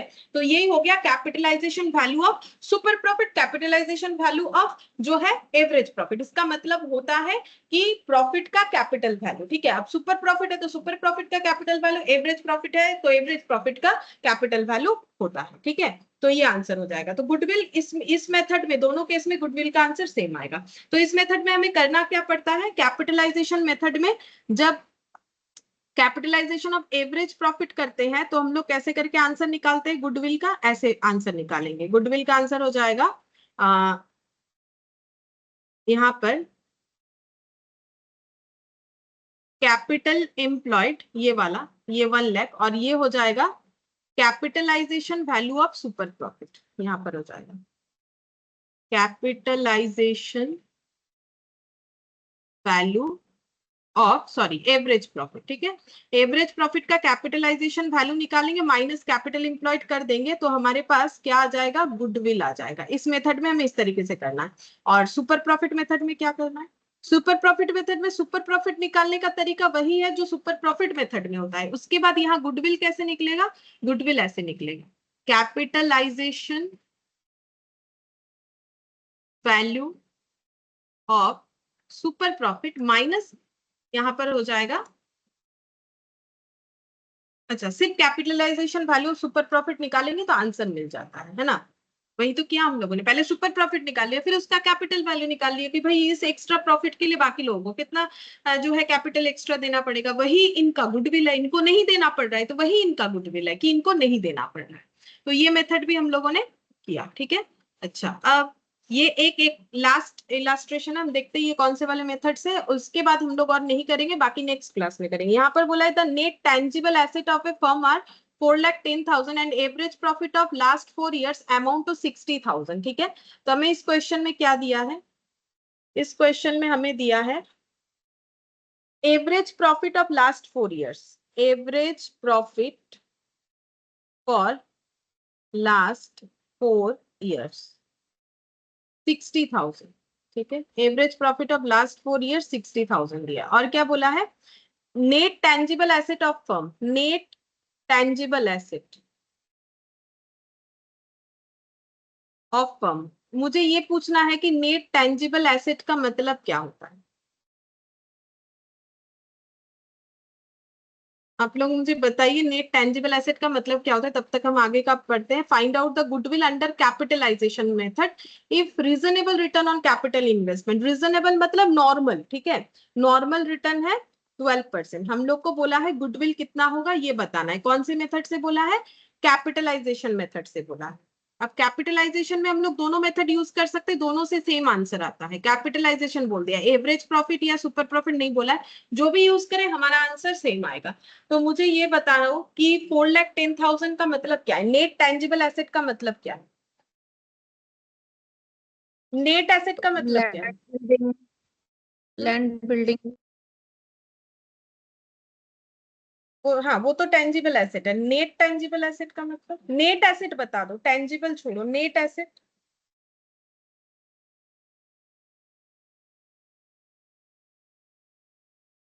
अगर मेरे पास जो है 1 करोड़ रुपए है, लेकिन मेरे पास मार्केट में 10 लाख रुपए मुझे देना पड़ेगा, मतलब मेरा लाइबिलिटी 10 लाख है, मेरे पास 1 करोड़ है, तो मेरे पास नेट एसेट कितना है? अच्छा छोड़ो करोड़, मेरे पास 10 रुपए है लेकिन मुझे मार्केट में 2 रुपए देना पड़ेगा, मेरा लाइबिलिटी है, तो मेरा नेट एसेट लाइबिलिटी कितना है? मींस लाइबिलिटी लेस करके जो आएगा वही वो नेट टेंजिबल एसेट।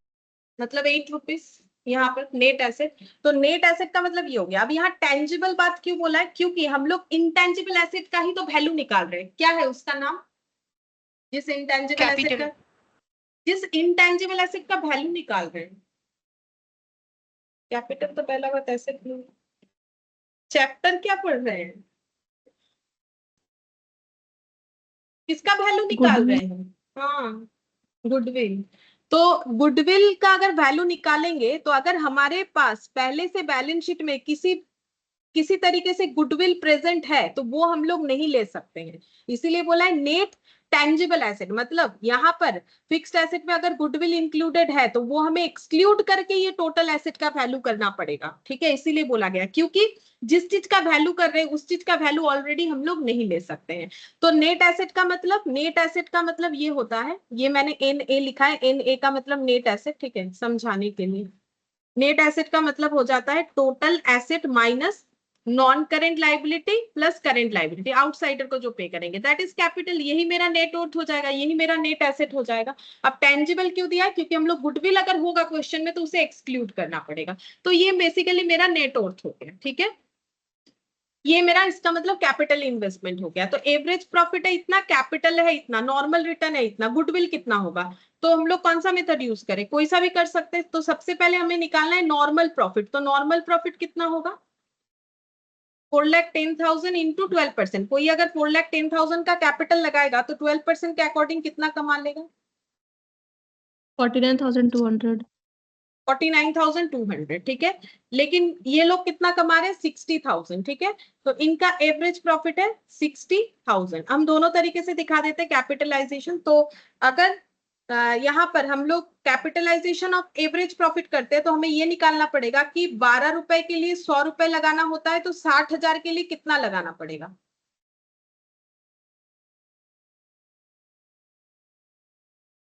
कितना आएगा? आई थिंक 5 लाख आएगा, 5 लाख आ रहा है। ठीक है, तो बाकी लोगों को 5 लाख लगाना पड़ेगा, लेकिन ये तो 4,10,000 पे ही जो है ये प्रॉफिट कमा ले रहे हैं। तो फिर इनका गुडविल कितना है? जितना कैपिटल कम लगा के काम हो जा रहा है, कैपिटल कम लगा के ऐसे ही काम नहीं हो रहा है, गुडविल है तो हो रहा है। तो गुडविल कितना हो गया? 90,000। सेम तरीके से सुपर प्रॉफिट से भी निकल जाएगा। सुपर प्रॉफिट में क्या होगा? सुपर प्रॉफिट में हो जाएगा average profit minus normal profit. तो एवरेज प्रॉफिट क्वेश्चन दे रखा है 60,000, नॉर्मल प्रॉफिट पहले हम लोगों ने अभी निकाला 49,200। कितना आएगा? 10,800। हाँ, अब इसका मुझे क्या निकालना है? Capital value. तो कैपिटल वैल्यू कैसे निकालेंगे? ऐसे निकालेंगे, 12 रुपए के लिए 100 रुपए लगाना होता है, तो 10,800 के लिए कितना लगा? कितना आएगा आंसर? ये आएगा, डायरेक्टली आना चाहिए, अगर नहीं आएगा तो गलत हुआ।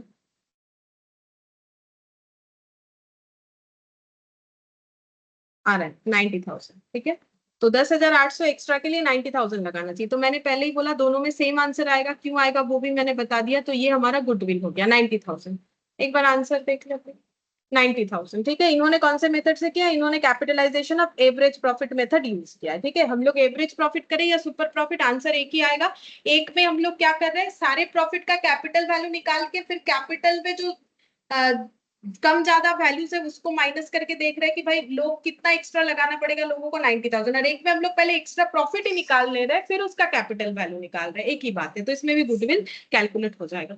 तो जितना भी मेथड था एक्सेप्ट एन्युटी मेथड, क्योंकि उससे हमारा कोई क्वेश्चन नहीं आता है तो मैंने वो नहीं सिखाया, बट वो भी हम सिखा देंगे नेक्स्ट क्लास में। इलास्ट्रेशन 1 हम होमवर्क दे रहे हैं। इलास्ट्रेशन 1 में सारे मेथड से ये गुडविल कैलकुलेट करके दिखाना पड़ेगा। एक्सेप्ट एन्युटी, एन्युटी हम सिखाए नहीं है तो एन्युटी को छोड़ देना है, बाकी ये क्वेश्चन को करके देखना है जो भी मेथड मैंने बताया उस मेथड से। ठीक है, फिर आज हम लोग इतना ही करते हैं, बाकी next. Thank you. Bye ma'am.